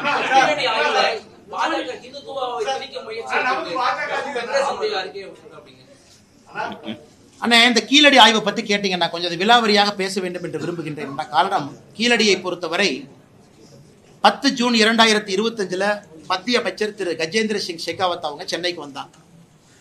அப்ப இந்த கீழடி ஆய்வை பற்றி ஆர்கியாலஜிஸ்ட் கே அமர்நாத் ராமகிருஷ்ணன் அவர்கள் ஒரு ஆய்வறிக்கை கொடுத்திருந்தாங்க. அதை பத்தி எல்லா மீடியாலையும் சர்ச்சை பண்றேன். இந்த ஆய்வறிக்கை வந்து 982 பேஜ் ஆய்வறிக்கை, கீழடி எக்ஸ்கவேஷன் ரிப்போர்ட். இது 2014, 15, 16 செஞ்ச எக்ஸ்கவேஷன் ரிப்போர்ட்டா கொடுத்திருக்கிறாங்க. இதுல மத்திய அரசுடைய பங்கு எங்கேன்னு மட்டும் நீங்க சொல்லுங்க, நான் உங்களுக்கு டேட்டா சொல்றேன். கீழடியில் நம்ம என்ன சொல்றோம், நம்முடைய தமிழ் நாகரிகம், தொன்மையான நாகரிகத்தை பத்தி சொல்றோம். இதுவரை இந்தியாவில் புரிதல் என்னன்னா, ஹரப்பன் நாகரிகம் தான் தொன்மையானது. அங்கே இருந்து ஹரப்பன் அழிவு ஆரம்பிக்கும் பொழுது அங்கிருந்து பிரிஞ்சு ஈஸ்ட்ல போனாங்க, சவுத்துல வந்தாங்க, அங்கங்க போய் நாகரிகம் தோன்றியது என்பதுதான் இத்தனை நாள் நம்ம வைக்கக்கூடிய வாதம். கீழடியை பொறுத்தவரை நம்ம என்ன சொல்றோம் அப்படின்னா, இன்னைக்கு இது கிட்டத்தட்ட 5300 ஆண்டுகள் பழமையானதுன்னு ஒரு வாதத்தை வைக்கிறோம். 5300 இயர்ஸ். அப்ப ஹரப்பன் எத்தனை ஆண்டுகள் பழமையானது அப்படின்னு ஹரப்பா அதை எடுத்தீங்க அப்படின்னா அவர்களும் கிட்டத்தட்ட அதே பழமையான ஒரு நாகரிகம் ஹரப்பன் சிவிலைசேஷன் கூட. ஏன்னா இன்னைக்கு ஹரப்பா நீங்க போனீங்கன்னா அவங்க இன்னைக்கு இண்டஸ் வேலி நம்ம என்ன சொல்றோமோ 3300 பிசியிலிருந்து 1300 பிசி, அப்படின்னா 5500 ஆண்டுகள் இண்டஸ் வேலி சிவிலைசேஷன் பழமையானது. அதே கருத்தை நாம வைக்கிறோம், இண்டஸ் வேலி அழிந்த பிறகு நாம தோன்றல, அது நடந்த பொழுதே பேரலா இங்க நமக்கு நாகரிகம் இருந்துச்சுன்னு தான் நம்ம சொல்றோம். இன்னைக்கு இந்த ரிப்போர்ட்டை வந்து 3 அறிஞர்கள் குவெஸ்டின் பண்ணிருக்காங்க. நாம குவெஸ்டின் பண்ணலீங்கன்னா நல்லா புரிஞ்சு, 3 அறிஞர்கள் அதான் மத்திய அரசு திரும்ப கேட்டிருக்காங்க. ஒன்று, யூனிவர்சிட்டி ஆஃப் கால்கட்டாவில் இருக்கக்கூடிய விஷ்ணு பிரியா பசக் என்கின்ற ப்ரொஃபசர் ஆர்கியாலஜிஸ்ட். அவங்க என்ன கேட்டிருக்காங்கன்னா, கீழடியை பொறுத்தவரை லேயரா நீங்க எடுத்திருக்கிறீங்க. ஒரு சார்கோல், அதாவது ஏதோ ஒரு காலத்துல அழிந்த ஒரு மரம் சார்கோலா மாறி இருக்கு. அந்த கார்பன் டேட்டிங் புளோரிடால் நீங்க பண்ணும் பொழுது அதற்கு ஒரு நேரம் கொடுத்துருக்கீங்க. அது எந்த லேயர்ல கிடைச்சது? அதே போல கீழடியில தமிழ் பிராமி ஸ்கிரிப்ட் இருக்கக்கூடிய பாட்ரி ஓடு அது எங்க கிடைச்சது? நீங்க லேயரை கரெக்டா மார்க் பண்ணல. ஒரே லேயர்ல கிடைச்சதா தனித்தனி கிடைச்சதான் கிளாரிஃபை பண்ணுங்க. நியாயமான கேள்விதானே. பிரபோத் ஷிர்வல்கர் டெக்கான் காலேஜினுடைய ஆர்கியாலஜிஸ்ட், அவர் என்ன கேட்டிருக்காருன்னா, உங்க ரிப்போர்ட்ல அப்சல்யூட் டேட் பீரியட் நீங்க மென்ஷன் பண்ணல, அதையும் சரியா மென்ஷன் பண்ணுங்க. ஹர்ஷவர்தன் சித்தூர்காரர், நம்ம பார்டர் ரெவிடியன் யூனிவர்சிட்டியில் இருக்கார் ப்ரொஃபஸரா, அவர் என்ன கேட்டாருன்னா, 2 ஓட்டை வைத்துக்கொண்டு நீங்க சொல்லி இருக்கக்கூடிய நாட்களை சொல்ல முடியுமா? நமக்கு நிறைய ஐட்டம்ஸ் வேணும்ல, வெறும் 2 ஓடை வச்சு எப்படி சொல்லுவீங்க? நாகசாமி ஐயா, டாக்டர் ஆர் நாகசாமி ஐயா, அவர் என்ன சொல்றாங்கன்னா, இன்னைக்கு இந்த தமிழ் பிராமி ஸ்கிரிப்ட் இந்த ஓடை வச்சு நம்ம என்ன சொல்றோம்னா 6ஆம் நூற்றாண்டு, 6ஆம் சங்க இலக்கியத்தை பொறுத்தவரைக்கும் 6ஆம் நூற்றாண்டு கொண்டு போறோம். இத்தனை நாள் அது 3ஆம் நூற்றாண்டுல இருந்துச்சு. அப்படின்னா ஒரே அடியா 300 BC பின்னாடி போறோம். அவர் கேட்கக்கூடிய கேள்வி என்ன, எந்த ஆதாரத்தின் அடிப்படையில் நாகசாமி ஐயா கேட்கிறாங்க, ஒரு சார்கோல் இருக்கு, 2 ஓடுகள் இருக்கு, இது 2 வச்சு மட்டும் எப்படி சொல்ல முடியும்? சொல்ல முடியாது, ஏத்துக்க முடியாது. PA கிருஷ்ணன் ஃபார்மர் பியூரோக்ராட், தமிழ்நாட்டை சார்ந்தவங்க, அவங்களும் இதே தான் ரேடியோ கார்பன் வச்சு அவர் கேள்வி கேட்கிறார். அதனால இன்னைக்கு தமிழக அரசு மத்திய அரசோடு வேண்டாத அந்த சண்டைக்கு போறதை விட, நாளைக்கு நாம கீழடியினுடைய ஆய்வறிக்கை உலகம் முழுவதுமே ஏற்றுக்கொள்ளப்பட வேண்டும். ஏதோ தமிழ்நாட்டில் திராவிட முன்னேற்ற கழகத்தினுடைய ஆட்சி ஒரு எலெக்ஷன் பிரச்சாரத்துக்காக சொல்றது இல்லைங்கன்னா, உலகத்துல ஒரு இடத்துல ஒரு டேட் மாறும் பொழுது உலகம் முழுவதும் அது திரும்ப செக் பண்ணுவாங்க, இது கரெக்டான நேரத்தில் சொல்லியிருக்காங்களா. ஏன்னா எவ்ரிதிங் இஸ் இன்டர்லிங்க். நீங்க மத்திய அரசு கேட்கறது என்ன, 982 பேஜ்ல சில கிளாரிபிகேஷன் கொடுங்க. 3 ப்ரொஃபசர் கேள்வி கேட்டிருக்காங்க. ஏற்கனவே சொன்னது போல விஷ்ணு பிரியா பசக், பிரபோத் சிவரல்கர், ஹர்ஷவர்தன் கேள்விகளுக்கு பதில் கொடுங்க. நான் பதில கொடுக்க மாட்டேன் மாநில அரசு சொல்வது எப்படி நியாயமாகும்னா, நானும் பெருமைப்படுறேன். 5300, 400, 500 ஆண்டுகள் என்று சொன்னால் இங்க இருக்கக்கூடிய எல்லோரும் பெருமைப்படுறோம். அதுல எந்த மாற்று கருத்தும் இல்லை.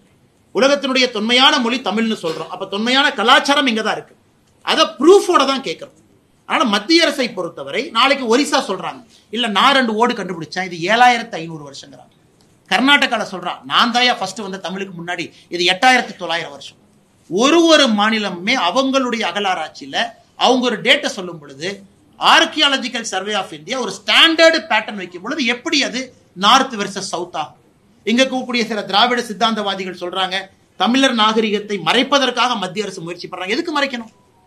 எதுக்கு மறைக்கணும்னு அந்த ரிப்போர்ட்டை ஸ்டடி பண்ணிட்டு 3 ப்ரொஃபசர் கேள்வி கேட்டிருக்காங்க. பதில் சொல்றது நம்ம கடமை இல்ல? அப்படித்தானே ஒரு பக்கம் ஆர்கியாலஜிக்கல் சர்வே ஆஃப் இந்தியா, இன்னொரு பக்கம் TNAD தமிழ்நாடு ஆர்கியாலஜிக்கல் டிபார்ட்மெண்ட், 2 இருக்கு. அதனால என்னை பொறுத்தவரை மத்திய அரசு கேள்வி கேட்டாங்கன்னு சொல்றதை விட ஆர்கியாலஜிக்கல் சர்வே ஆஃப் இந்தியா கேள்வி கேட்டிருக்காங்க, அதுக்கு பதிலை கொடுப்பதற்கான முயற்சி இருக்கணுமோ தவிர, ஒரு மூத்த அமைச்சராக இருக்கக்கூடிய தங்கம் தென்னரசு அவர்களே ட்விட்டர் மூலமாக வசைப்பாடி மத்திய அரசு north versus south, Tamil versus Hindi அப்படிங்கிற வாதத்திற்கு எதற்காக போகணும்? அதான் கஜேந்திர சிங் ஷெகாவத் அவர்கள் காலையில தமிழ்ல ட்விட்டர் பக்கத்துல பதிவு பண்ணியிருக்காங்க. ஒரு ரிப்போர்ட்டை நீங்க கொடுக்குறீங்க, அது வேர்ல்டு வைட் ரிப்போர்ட்டா கொண்டு போகணும்னு விரும்புறோம், ஸ்டாண்டர்டை எதிர்பார்க்கிறோம், சில கேள்விகளை கேட்கிறோம், பதில சொல்றதை விட்டுட்டு எதற்காக நார்த் சவுத்னு பிரச்சனை ஆரம்பிக்கிறீங்கன்னு கஜேந்திர சிங் ஷெகாவத் அவர்கள் காலையில ட்வீட் பண்ணியிருக்கிறாங்க. அண்ணா பல்கலைக்கழக பெரியார் நடராஜனுக்கு 50 லட்சம் நஷ்டம், அண்ணாமலை மன்னிப்பு கேட்கணும். இந்த மன்னிப்பு வெங்காயம் எல்லாம் கேட்க முடியாதுன்னா நான் சொல்றேன், நான் இருங்க. ஆறு மாசமா எல்லா வில்லேஜ்ல குடிய தோண்டி தண்ணி போய் மாட்டிட்டாங்க. சரிங்க, தண்ணி வெள்ள கேட்டது மோடி ஸ்கீம், ஆனா அவங்க போய் கேளுன்னு சொல்லி எல்லா கிராமம் சொல்லிட்டு இருக்காங்க சார். அண்ணா பத்தி கேள்றேன் நீங்க. சாரி அண்ணா, சாரி அண்ணா. எந்த ஏரியாங்கண்ணா தெரியாது? செட்டி வளையம் எல்லா பக்கம் ப்ளூ கலர் பைப் மாட்டி பாக்ஸ் மாட்டி போயிருக்காங்க. கிட்டத்தட்ட 6-7 மாசம் ஆச்சு. பூரா ரோடு பூரா குழி சொல்லி போட்டாங்க. ஆனா அந்த பஞ்சாயத்துல கேட்கும்போது இதுக்கு எங்களுக்கு சம்மந்தம் இல்லைங்க, இது பிரைம் மினிஸ்டரோட ஸ்கீம், நீங்க அவங்கள போய் கேளுங்க அப்படின்னு. இதே தண்ணி வெள்ள குடி மூடலைங்க. ரைட்டுங்க அண்ணா, பதில் சொல்றேன் உங்களுக்கு. நான் கேட்க சொல்றேன்னா சொல்றேன், 3 பதில் சொல்றேன், தெரியாம சொல்லக்கூடாது. ஸ்டடி பண்ணிட்டு எல்லா சொல்றேன். பக்கம் ப்ளூ கலர் பைப்னா எல்லா பக்கம் பாக்ஸ் மாட்டிட்டாங்க. தண்ணி வரும்னு சொல்லிட்டு குடி பூரா தோண்டி பைப் போட்டு போயிட்டாங்க. கரெக்ட். பட் அவங்க ஏன் பண்ணிருக்காங்கன்னு ஃபர்ஸ்ட் செக் பண்ணணும். கான்ட்ராக்டர் பிரச்சனையா, இல்லை அவங்க கொடுத்த சப் கான்ட்ராக்டர் கொடுத்த பிரச்சனையா, இல்லை அவங்க கொடுத்த டெபாசிட் பிரச்சனையா, ஸ்டடி பண்ணிட்டு சொல்லிடுறேன். தமிழக பாஜக தலைவராக அண்ணாமலை மாற்றப்பட்ட பிறகு அவரது ஆதரவாளர்கள் தனியா தான் செயல்பட்டு இருக்காங்க. குறிப்பா வந்து கோவை பொறுத்தவரைக்கும் ஆராய்ச்சி எதிராக போட்டி நிகழ்ச்சி நடத்துறாங்க. அதே போல உங்களோட ஆதரவாளர்கள் சமூக ஊடகங்கள்ல வந்து நயினா நாகேந்திரனுக்கு எதிராக அண்ணா ஏப்ரல் 12ஆம் தேதிக்கு பிறகு இது என்னுடைய 3வது பத்திரிகையாளர் சந்திப்பு. இதை கேட்கலாம் அண்ணே ஏன்னா ப்ரெஸ்ஸை பார்க்கணும், இதுக்காகத்தான் நான் ப்ரெஸ்ஸை பார்க்கறது இல்லைங்க. எதுக்குன்னா அண்ணே இந்த கூட்டணி பற்றி என்ன, நமக்கு தேவையில்லாத வேலை, யாரோ பேசிட்டு நமக்கு என்ன, தலைவர் இருக்காங்க பேசிட்டோம். அண்ணா கடந்த 2 மாதத்துல 3வது முறையாக பத்திரிகை நண்பர்களை நான் சந்திச்சுக்கிட்டு இருக்கேன். 3வது முறை, நான் அதுக்கு மேலே எங்கேயுமே பார்க்கலீங்க, நீங்களே செக் பண்ணிக்கணும். காரணம் என்னை பொறுத்தவரை எல்லோருடைய அரசியல் வாழ்க்கையும் பூஜ்ஜியத்தில் தாங்க நான் முடியும். அது இயற்கையினுடைய நியதி. எல்லா பெரிய தலைவர்லேருந்து பாருங்க. ஏன்னா ஃபைனலாக பதவியெல்லாம் இல்லாமல் தோளில் துண்டை போட்டு வீட்டுக்கு போகணும். அப்படித்தான் அரசியல்வாதியினுடைய வாழ்க்கை இருக்கணும். யாருமே ஹைலி எல்லாம் அரசியல் வாழ்க்கையை முடிக்க முடியாதுங்க. பதவி இல்லாமல் தான் போவீங்க. அது எல்லோருக்கும், தொண்டருக்கும் பொருந்தும், தலைவனுக்கும் பொருந்தும், எல்லோருக்கும் பொருந்தும். நான் அப்படித்தான் என்னுடைய அரசியல் வாழ்க்கையை பார்க்குறேன். யாருமே இங்கே பெர்மனன்ட் பவர்லாம் வரல. செகண்ட் குரூப்பிசம், லொட்டு லொசுக்கு அந்த பஞ்சாயத்துல எங்கிட்ட கிடையவே கிடையாது. எல்லோரையும் ஒரே மாதிரி பார்க்கக்கூடிய ஆளுங்க. அதே நேரத்தில் நாம வாழுகின்ற வாழ்க்கை என்பது 80 வயசு 90 வயசு, அதுக்குள்ள நல்லது பண்ணிட்டு போகணும். பெர்மனண்டா நான் தான் உட்கார்ந்துருப்பேன், இது ஏன் ஊரு என் சேரு. நான் பதவியில் இருக்கும் பொழுதே தலைவர் பதவியை வெங்காயம்னு சொன்னாங்க. ஏன்னா வெங்காயத்தை உருக்கி உருக்கி உருக்கி ஒண்ணுமே இருக்காது. அது மாதிரி தான் லைஃப். அதனால அன்பு நண்பருக்கு எல்லோருக்கும் நான் சொல்லிக் கொள்வது, இந்த சமூக வலைதளத்துல சண்டை போடாது. அதெல்லாம் வெட்டி வேலை, அதில் எந்த பிரயோஜனமும் இல்லை. உங்களுடைய தனிப்பட்ட கருத்துக்களை பதிவு பண்ணுங்க, நோ ப்ராப்ளம். கட்சியின் சார்பாக என்னுடைய அன்பான வேண்டுகோள், சண்டை போடுறேன், அதை பண்றேன், இதை பண்றேன், அதெல்லாம் நீங்க அதுல போகாதீங்க. உண்மையை சொல்ல வேண்டும் என்றால் நானே சமூக வலைதளத்துல இல்லை. என்னோட செல்போன் எடுத்து பாருங்க, எங்க ட்விட்டரா வச்சிருக்கேன், எதுவுமே இல்லை. தேவைன்னா ட்வீட் போட்டு வெளியே வந்துடுறேன். ட்வீட் எதுக்கு, உங்களுக்கு செய்தி சொல்லணும். அதை போய் படிச்சு அதுக்கு 2 கமெண்ட்டை போட்டு அதுக்கு ஒரு கமெண்ட் போடுறாங்க. எதுக்கு? அதெல்லாம் தேவையில்லாத. நிம்மதியா உங்க வாழ்க்கையை வாழுங்க. அரசியல் மாற்றம் ஒரு நாள் அது நடந்தே தீரும் தமிழகத்தில். அது யாராலும் தடுக்க முடியாதுங்க. அந்த நாளுக்காக காத்திருக்கும். இடையில இது நடக்கும் அது நடக்கும். அதனால என்னுடைய ஆதரவாளர், என்னோட ஆதரவாளர்லாம் யாரும் இல்லைங்கண்ணா, எல்லாரும் நண்பர்கள். ஆதரவாளர் என்னென்ன பெரிய தலைவனா, எல்லோரும் ஈக்குவல் தான். நாளைக்கு என் பதவியில் ஒருத்தர் வந்து உட்காருவாங்க, அப்படிலாம் கிடையாதுங்கன்னா எல்லோரும் நம்முடைய நண்பர்கள், நம்முடைய தலைவர்கள். தனிப்பட்ட முறையில ஆக்டிவ் பாலிடிக்ஸ் டெய்லி பண்ணுங்க. இன்னைக்கு அது தேவையில்லை. நிறைய தலைவர்கள் இருக்கிறாங்க, புது டீம் இருக்கிறாங்க, அவங்களாம் நிம்மதியா சிறப்பாக செயல்பட்டு கொண்டிருக்கிறார்கள். எல்லா இடத்துலையும் நாமே இருக்கணும், எல்லாத்துலையும் நம்ம முகம் இருக்கணும், டெய்லி போய் பிரஸை பார்க்கணும், டெய்லி கருத்து சொல்லணும், தேவையில்லை. தலைவர்கள் இருக்கிறாங்க, சொல்றாங்க. இது போன்ற ஒரு வேலை கொடுக்கும் பொழுது மட்டும் ஸ்பெசிஃபிக்காக உங்களை பார்த்துட்டு போறேன். அதனால தயவு செஞ்சு என்னையும் ஒரு குரூப்புக்குள்ள சேர்த்திடாதீங்க. நான் எல்லா குரூப்ல இருந்து வெளியே இருக்கிற ஆளு.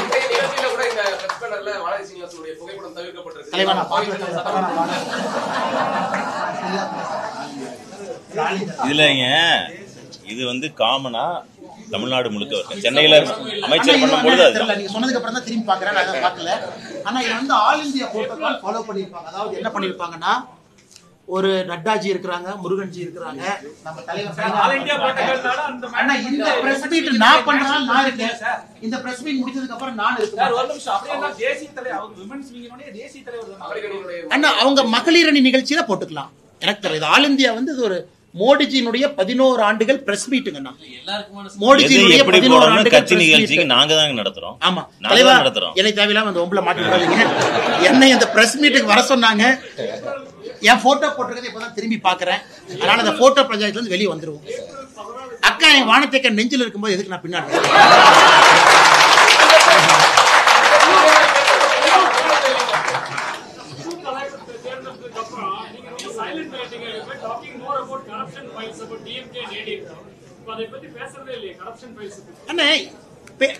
பேசிட்டு தான் இருக்கேன். நீங்க ஒண்ணு புரிஞ்சுக்கணும்னா, ஒரு புது தலைவருக்கு மரியாதை கொடுக்க வேண்டும், புது டீமுக்கு மரியாதை கொடுக்கணும்.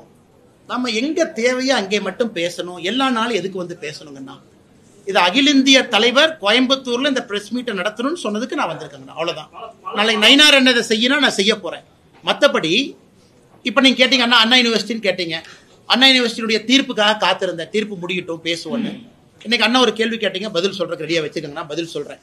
அதனால என்னை பொறுத்தவரை எங்க பேசுறோமோ பேச, டெய்லி அதை பேசிட்டு இருந்தா அர்த்தம் இருக்காதுல்ல. இல்ல, நீங்க தான் சொன்னீங்க கோயம்புத்தூர்ல தான் அந்த கரப்ஷன் ஃபைல்ஸ் உங்க முன்னாடி தான் நான் ரிலீஸ் பண்ண போறேன்னு சொன்னீங்க. நீங்க பதவியில இருந்து அண்ணா நல்லா புரிஞ்சுக்கண்ணா. இந்த 2 கட்சிகளும் எங்கேயும் போக போறது இல்லை. பிஜேபி எங்கேயும் போக போறது இல்லை. 40 வயசு தான், 40 வருஷம் அரசியல் பண்ணுவேன். தமிழ்நாட்டில் அரசியல் மாற்றங்களை தெளிவா இருக்கேன், ஊழலை ஒழிக்கணுங்கிறது தெளிவா இருக்கேன். அப்பப்ப ஒரு ரிவர்ஸ் கியர் தேவைப்படுது, அப்பப்ப பாஸ் தேவைப்படுது. எல்லாமே தன்னிச்சையாக நான் செயல்பட்டேன் அப்படின்னா அப்புறம் நானும் ஒரு குரூப்புல சேர்ந்துக்க வேணாம். இன்னைக்கு நான் தொண்டனா இருக்கேன். தொண்டனுடைய அழகு என்னவோ அதை மட்டும் நான் ஃபாலோ பண்றேன். கட்சியினுடைய தன்மை எனக்கு புரிஞ்சிருக்கேன். எந்த நேரத்துல எதை கையில் எடுக்கணுமோ அந்த சூழ்நிலைக்கு கையில் எடுக்கிறோம். இன்னைக்கு என்ன பேசணுமோ அதை பேசுறோம். நீங்க பாஸ்ல இருக்கீங்களா இல்ல ரிவர்ஸ்? நீங்க எப்படி operation sir very vital thing. அதுல வந்து செவ்வாய்க்கிழமை பாரத பிரதமர் 58 மெம்பர்ஸ்ல 50 மெம்பர்ஸ் பார்த்தாங்க. அதுல வந்து பாடி லாங்குவேஜ்ல எல்லாத்தோட நல்லது வந்து கனிமொழி அண்ட் சசி தரூர் கூட இருந்தாங்க. அவங்க கட்சிக்காரங்களே அவங்கள ஃபெலிசிட்டேட் பண்ணல. பட் யூனிட்டி அண்ட் டைவர்சிட்டி நான் படிச்ச ஸ்கூலோட இதுதான் அவங்க யூஸ் பண்ணாங்க வேர்ல்ட் பூரா. மோதியை பாராட்டி இருக்காரு. சோ அவர் எதிர்கட்சிக்கு தலைவர்னு பார்க்கல. they have done a tremendous job worldwide. ஆனா கனிமொழி அவர்களை பொறுத்தவரை is a very erudite politician. நிறைய அறிவு சார்ந்த ஒரு அரசியல்வாதி. அவங்க இந்தியாவோட இன்ட்ரெஸ்ட் நல்லா ரெப்ரசன்ட் பண்ணாங்கன்னா மிகச்சிறப்பாக பண்ணாங்க. அதே போல அந்த பிரீஃபிங் முக்கியமான நாடுகளுக்கு சசி தரூர் அவங்க போனாங்க. Is also very fantastic politician. நல்லா பண்ணாங்கன்னா மணிஷ் திவாரி உட்பட சுப்ரியா சூலே உட்பட எல்லாரும் நல்லா தான் சிறப்பாக பெர்ஃபார்ம் பண்ணிட்டு வந்தாங்க. இதில் அரசியல் இல்லை. சிந்தூரை பொறுத்தவரை எல்லோரும் ஆதரவு கொடுத்தாங்க. சிந்தூர் முடிந்த பிறகு சிந்தூரை பற்றி எல்லாரும் வெளியே போய் பேசுறாங்க. அப்படித்தான் நான் பார்க்குறேங்கன்னா இதில் தனிப்பட்ட முறையில் தமிழகத்தினுடைய எம்பிக்களாக அண்ணன் தம்பிதுரை அவர்கள் அக்கா கனிமொழி அவர்கள் 2 பேரும் பிரதமராக அவருடைய வீட்டில் போய் பார்த்தாங்க. எல்லோருமே இதை பொறுத்தவரை நாம் பாராட்டி ஆக வேண்டும். கனிமொழி அவர்கள் இந்த பிரஸ் மீட்ல யூனிட்டி அண்ட் டைவர்சிட்டின்னு சொன்னது கொஞ்சம் ரொம்ப வைரல் ஆயிடுச்சு. பட் இருந்தும் கூட அதை தாண்டி நிறைய இடத்துல பேசினாங்கன்னா இந்த யூனிட்டி அண்ட் டைவர்சிட்டியை தாண்டி நிறைய பிரஸ் பிரீஃபிங் மிக அழகா ஆர்டிகுலேட்டா நம்முடைய மத்திய அரசினுடைய ஸ்டாண்டு ஆபரேஷன் சிந்தூரை பத்தி அழகா பேசினாங்க. அதனால் எல்லோருக்குமே எங்களுடைய பாராட்டுகள் வாழ்த்துக்கள் அந்த நேரத்தில் நாங்கள் சொல்ற கடமைப்பட்டிருக்கோம்.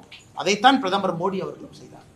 அதிமுகவிற்கு ஆதரவாக பிரச்சாரம் செய்வேன்னு சொல்லி அதிமுக குறித்து கடுமையான விமர்சனம் முன்வச்சிருக்கிற டிடிவி தினகரன் சொல்லியிருக்காரு. நீங்க வந்து அதிமுகவுக்கு ஆதரவாக பிரச்சாரம் செய்வீங்களா? தேர்தல் டேட் அறிந்து அறிவிக்கலையில தான் கட்சியினுடைய மாறுன்னு நான் சொல்லலாம். கட்சியினுடைய தொண்டன் நான். கட்சி சொல்றதை நான் செய்ய போறேன். கட்சி என்ன செய்யுன்னு சொல்லும் போது நான் சொல்ல போறேன்.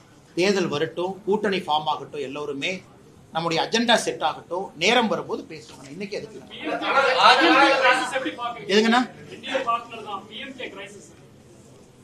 கிரைசிஸ் எல்லாம் எது இல்லைங்கண்ணா, எல்லாம் நல்லா தாங்கண்ணா இருக்கிறாங்க. குறிப்பாக நம்முடைய மருத்துவர் ஐயா, பெரிய ஐயா ஒரு முக்கியமான ஒரு தலைவர், தமிழகத்துல சமூக நீதிக்காக போராடியவர்.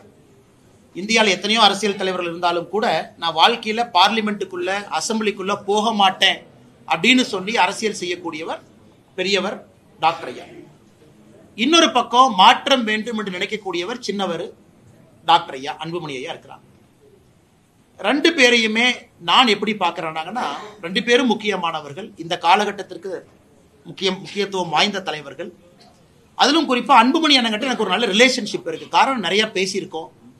தமிழகத்தினுடைய அரசியல் மாற்றத்தை பத்தி பெரிய கனவு வச்சிருக்காரு. அதனால் இது ஒரு இடத்துல சின்ன மனது வலி இருந்தாலும் கூட இது எல்லாமே செட்டில் ஆயிரும். இது ஒரு பெரிய இஷ்யூ இருக்காது.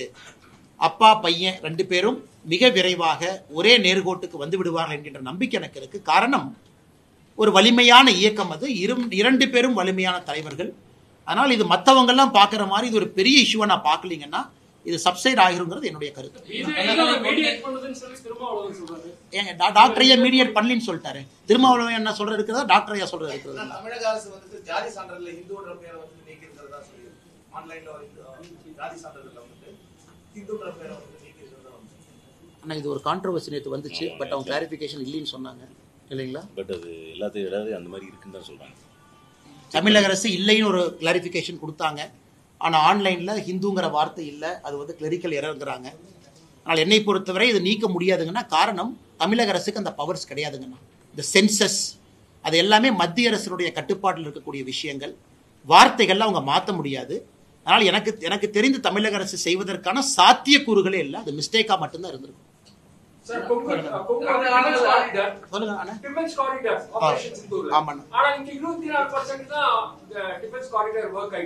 அதே யூபில பாத்தீங்கன்னா ப்ரமோஸ் போயிருக்கு.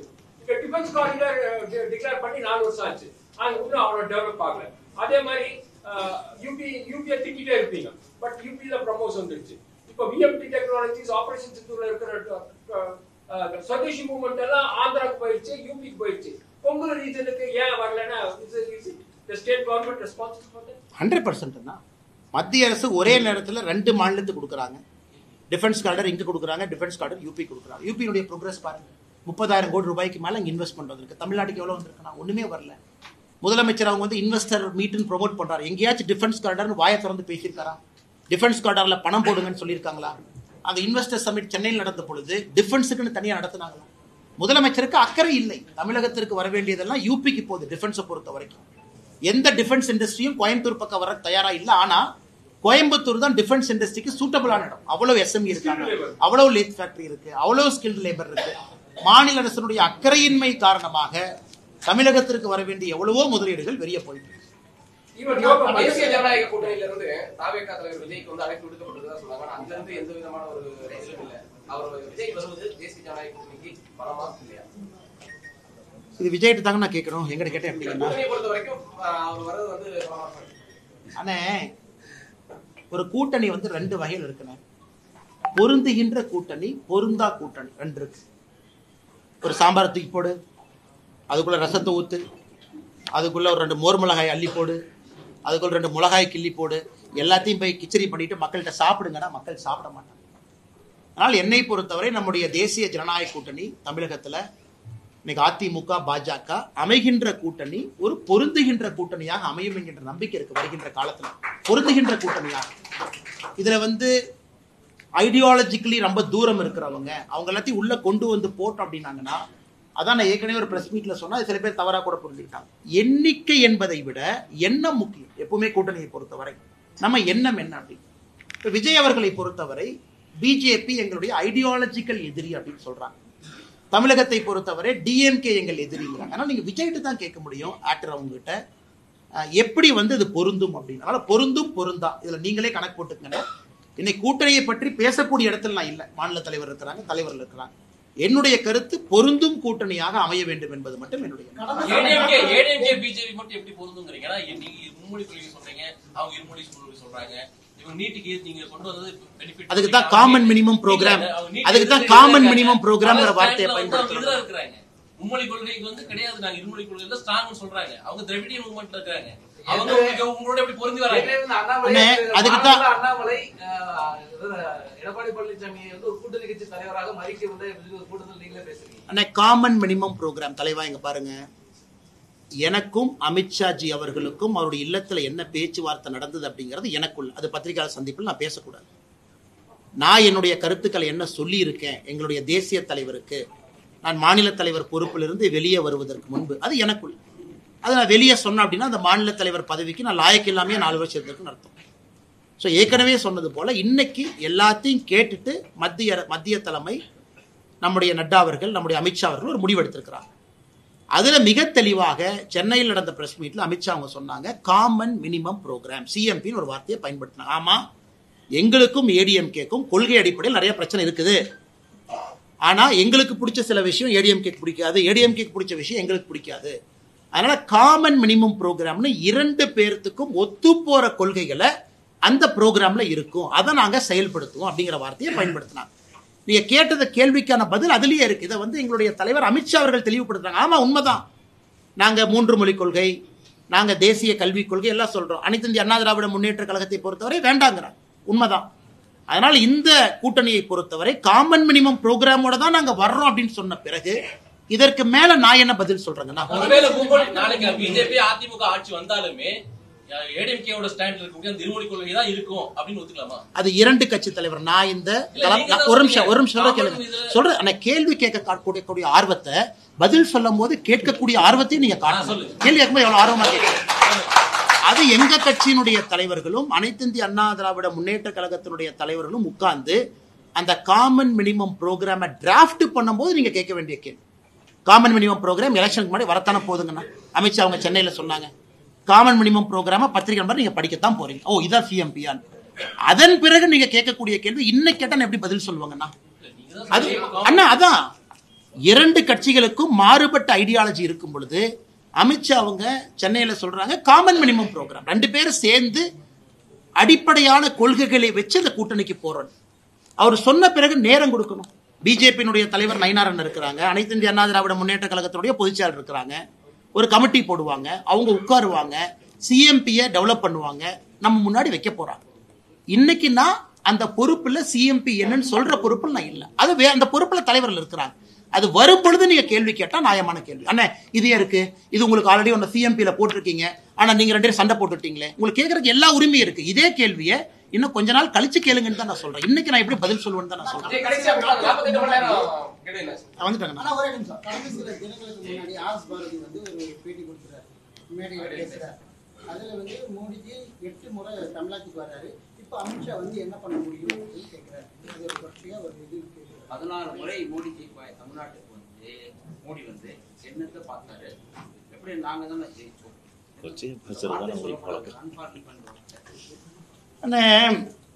ஆர்எஸ் பாரதி அவர்களை பொறுத்தவரை சில பேர்ல அரசியல் ரிட்டையர்மெண்ட் ஏஜ் வைக்கணுங்கண்ணா, 70, 65, 75 அப்படின்னு. அந்த ரிட்டையர்மெண்ட் ஏஜை தாண்டிட்டோம் அப்படின்னா புத்தி பேதலித்து விடும் என்பதற்கு ஒரு ப்ராப்பரான உதாரணம் ஆர்எஸ் பாரதி. அதாவது ஏஜெல்லாம் தாண்டி இன்னும் அறிவாலயத்தினுடைய கொத்தடிமையாக, நான் அதுக்கு பதில் சொல்லணும் கரெக்டாக கேட்டீங்க, அறிவாலயத்தினுடைய வாசல்ல ஒரு வயசு என்னங்கண்ணா, என் வயசு என்ன, என் வயசுக்கு ஆர்எஸ் பாரதியை பற்றி நல்லா பேசவே கூடாது. ஆனா அவர் பேசக்கூடிய வார்த்தை நான் கோயம்புத்தூர் பார்த்தேன், அந்த பப்ளிக் மீட்டிங் முடிச்சுட்டு பிரஸ் மீட்ல அவ்வளவு தரம் தாழ்ந்த வார்த்தைகளை பயன்படுத்துறாங்க. இதுக்கு தான் டங் கண்ட்ரோல் இல்லை, நாவடுக்கம் இல்லை. அவங்கெல்லாம் அந்த ரிட்டையர்மெண்ட் ஏஜ் வந்தோடனே வீட்டுக்கு கிளம்பி போயிடும். அதனால தான் நம்முடைய சம்பிரதாயத்தில் சொல்லுவோம் வானப்பிரஸ்தம்னு சொல்லுவோம். வனப்பிரஸ்தம், அதாவது காட்டுக்கு போயிருப்ப எல்லாத்தையும் விட்டுட்டு தொடர்ந்து அரசியல் இருந்தா வரக்கூடிய பிரச்சனைகள் தான். அதனால அவர் கேட்ட அந்த கேள்விகளுக்கெல்லாம் பதில் சொல்லி நான் கொச்சைப்படுத்த விரும்பலீங்கண்ணா. முருகன் மாநாடு சரிங்க ஐயா. அண்ணா இந்த முருகர் மாநாட்டை பொறுத்த வரைக்கும் இந்து முன்னணி அமைப்பினுடைய தலைவர் அண்ணன் காடேஸ்வர சுப்பிரமணியம் அவர்கள், இந்து முன்னணி தோழர்கள், நம்முடைய பாரதிய ஜனதா கட்சியினுடைய தலைவர் நயினார் அண்ணன், தமிழிசை அக்கா, முருகன் ஐயா எல்லாம் எவ்வளவு அட்வர்டைஸ்மெண்ட் பண்றோம்னு நினைக்கிறாங்களோ அதை விட திமுக 100 மடங்கு அட்வர்டைஸ்மெண்ட் பண்ணிருக்காங்க. இது மக்கள் எல்லாம் போய் சேர்ந்துருச்சு. அதனால இந்த நேரத்தில் ஜூன் 22ஆம் தேதி மதுரையில் நடக்கக்கூடிய முருகர் மாநாட்டுக்கு இலவசமா அட்வர்டைஸ்மெண்ட் கொடுத்துட்டு இருக்கக்கூடிய காங்கிரஸ் கட்சிக்கும் திராவிட முன்னேற்ற கழகத்துக்கும் எல்லா திராவிட கழகங்களுக்கும் என்னுடைய நன்றியை தெரிவிச்சுக்கிறேன். ஏன்னா நிறைய நேரம்னா negative publicity is the best publicity. தப்பா பேசவே மக்கள் அது உண்மையை புரிஞ்சுக்குவாங்க. அதனால முருகர் மாநாட்டை பொறுத்தவரை இன்னைக்கு ஆர்கனைசர்ஸ் என்ன சொல்றாங்கன்னா 5 லட்சம் பேர் வருவாங்கன்னு சொல்றாங்க. என்னை பொறுத்தவரை தமிழகத்தினுடைய அரசியல் வரலாற்றுல சேராத ஒரு கூட்டம் முருகருக்காக மதுரையில ஜூன் 22ஆம் தேதி சேர போறாங்க. எந்த மாற்று கருத்து இல்லைங்க. ஆனா சீனியருக்கு போயிடலாங்க. கேளுங்க. ராகுல் காந்தி வந்து ஹேண்டிகேப் பர்சனை இன்சல்ட் பண்ணிருக்காரு. லங்கடா கோடா, இந்தியில லங்கடா கோடானா ஹேண்டிகேப் ஹார்ஸ். 3 ஹார்ஸ் சொல்லியிருக்காரு. ஒன்னு பராக் கா கோடா, एक रेस का घोड़ा, तीसरा लंगड़ा घोड़ा. All India handicap association has filed complaint. ராகுல் காந்தி அவருக்கு பாதி நேரம் கோர்ட்டுக்கு போறது இறங்குறதே வேலையா போச்சு. குஜராத்ல போயிட்டு வந்தார். அதனால ஒரு அரசியல் தலைவர், முக்கியமான தலைவர், அவர் யாராவது இழிவுபடுத்தியதுக்கு முன்னாடி பாத்தீங்கன்னா மோடி அப்படிங்கிற சமுதாயத்தை இழிவுபடுத்தியதற்காக அவர் மன்னிப்பு கோர வேண்டி வந்துச்சு. இன்னைக்கு ஒரு விஷயம் புதுசா வந்திருக்கு. மூத்த தலைவர், நாட்டினுடைய எதிர்க்கட்சி தலைவரும் கூட பொறுப்பாக இருக்கணும். அதனால இது பார்ப்பாங்கன்னா யாருக்கெல்லாம் இதன் மூலமாக பாதிக்கப்பட்டிருக்காங்களோ கோர்ட்டுக்கு போறதுக்கான இது இருக்கு. பொறுத்திருந்து பாருங்க. அண்ணே, நம்முடைய அண்ணா யூனிவர்சிட்டி பல்கலைக்கழகம் அந்த கேஸை பொறுத்த வரைக்குங்கன்னா PRO நடராஜன் அவர்கள் நேற்று எனக்கு ஒரு டிஃபமேஷன் சூட் 50 லட்சம் ரூபாய் அனுப்பியிருப்பதாக அறிகின்றேன். அதனால் அதில் மன்னிப்பு கோர வேண்டும் என்று சொல்லியிருக்கின்றார்கள். நான் மன்னிப்பு கோரப்போவது கிடையாது. இதையெல்லாம் ஒரு வாய்ப்பாக பார்க்கின்றேன். இப்ப TR பால் அவங்க என் மேல ஒரு டிஃபமேஷன் சூட் போட்டாங்க. வர 24, 25ஆம் தேதி சென்னையில TR பாலு ஐயாவை கிராஸ் கொஸ்டின் நான் பண்ண போறேன் அந்த கேஸ்ல. அதாவது நம்ம DMK Part 1 ஃபைல்ஸ் நீங்க எல்லாம் கேட்டீங்க, என்னாச்சுன்னு கேட்டீங்க. DMK Part 1 ஃபைல்ஸ் நம்ம ரிலீஸ் பண்ண பிறகு TR பால் அவங்க என் மேல ஒரு மான நஷ்ட வழக்கு தொடுத்தாங்க. இந்த மான நஷ்ட வழக்குல முக்கியமான ஒரு அம்சம் என்னன்னா, யாருக்கு மானம் நஷ்டமடைந்து விட்டதாக நினைக்கின்றார்களோ அவங்க கேஸ் போடுறாங்களோ அவங்கள கூண்டுல ஏத்தி கேள்வி கேட்பதற்கு ஆப்போசிட் பர்சனுக்கு உரிமை இருக்கு. ஸோ TR பால் அவர்களை நான் வருகின்ற 24, 25 சென்னை நீதிமன்றத்தில் நான் செய்ய போறேன். ஸோ என்னுடைய கேள்விகளுக்கு அவர் பதில் சொல்லணும். அவருடைய மொத்த சொத்து எப்படி வந்துச்சு, குடும்பம், ஒரு பேர்ல TRB ராஜா, அவர் சகோதரர், ஒரு சொத்தையும் நீதிமன்றத்துக்கு நான் கொண்டு போக போறேன். அவர் எப்படி சம்பாதிச்சாரு, பாராளுமன்றத்தில் எம்பியா இருக்கும் பொழுது அவருடைய கம்பெனிக்கு ஸ்பெஷல் கேஸை கேட்டார் யூபிஏ கவர்மெண்ட்ல, ஃபர்டிலைசர் ப்ரொடக்ஷனுக்கு, ஆல்கஹாலுக்கு. அதனால் அது நீங்க சொன்னீங்க, சில இடத்துல நீதிமன்றத்தின் மூலமாக நடத்தக்கூடிய அந்த வாதங்கள் பத்திரிகை மூலமாக மக்கள் பார்க்கும் பொழுதே அவங்களுக்கு தெரியும் யார் ஊழல்வாதி ஊழல்வாதி. அதே போல பிஆர்ஓ நடராஜன் அவர்கள் கொடுத்திருக்கக்கூடியதை கூட நான் வரவேற்கிறேன். கோர்ட்ல பார்த்துக்கலாம், ஒன்றும் பிரச்சனை இல்லைங்கண்ணா. பிஆர்ஓ நடராஜன் அவர்கள் சொல்லியிருக்கக்கூடிய கருத்துக்கு மட்டும் சில பதில் கருத்துக்கள் நான் வைக்கிறேன். அவங்க என்ன சொன்னாங்கன்னா, என்னுடைய அண்ணன் இறந்துட்டாங்க, ஆன்மா சாந்தி அடையணுங்கன்னா, அது சம்பந்தமா தான் கோட்டூர் சண்முகம் என்கிட்ட பேசினாரு, வேற எதுவுமே என்கிட்ட பேசல அப்படின்னு. ஆனா அந்த கால் பார்த்தீங்க அப்படின்னாங்கன்னா, ஏன்னா 24ஆம் தேதியை திரும்ப திரும்ப திரும்ப நான் ஏன் பேசுறேன் அப்படின்னா, 24ஆம் தேதி தான் பல பிரச்சனைகள் நடந்தது.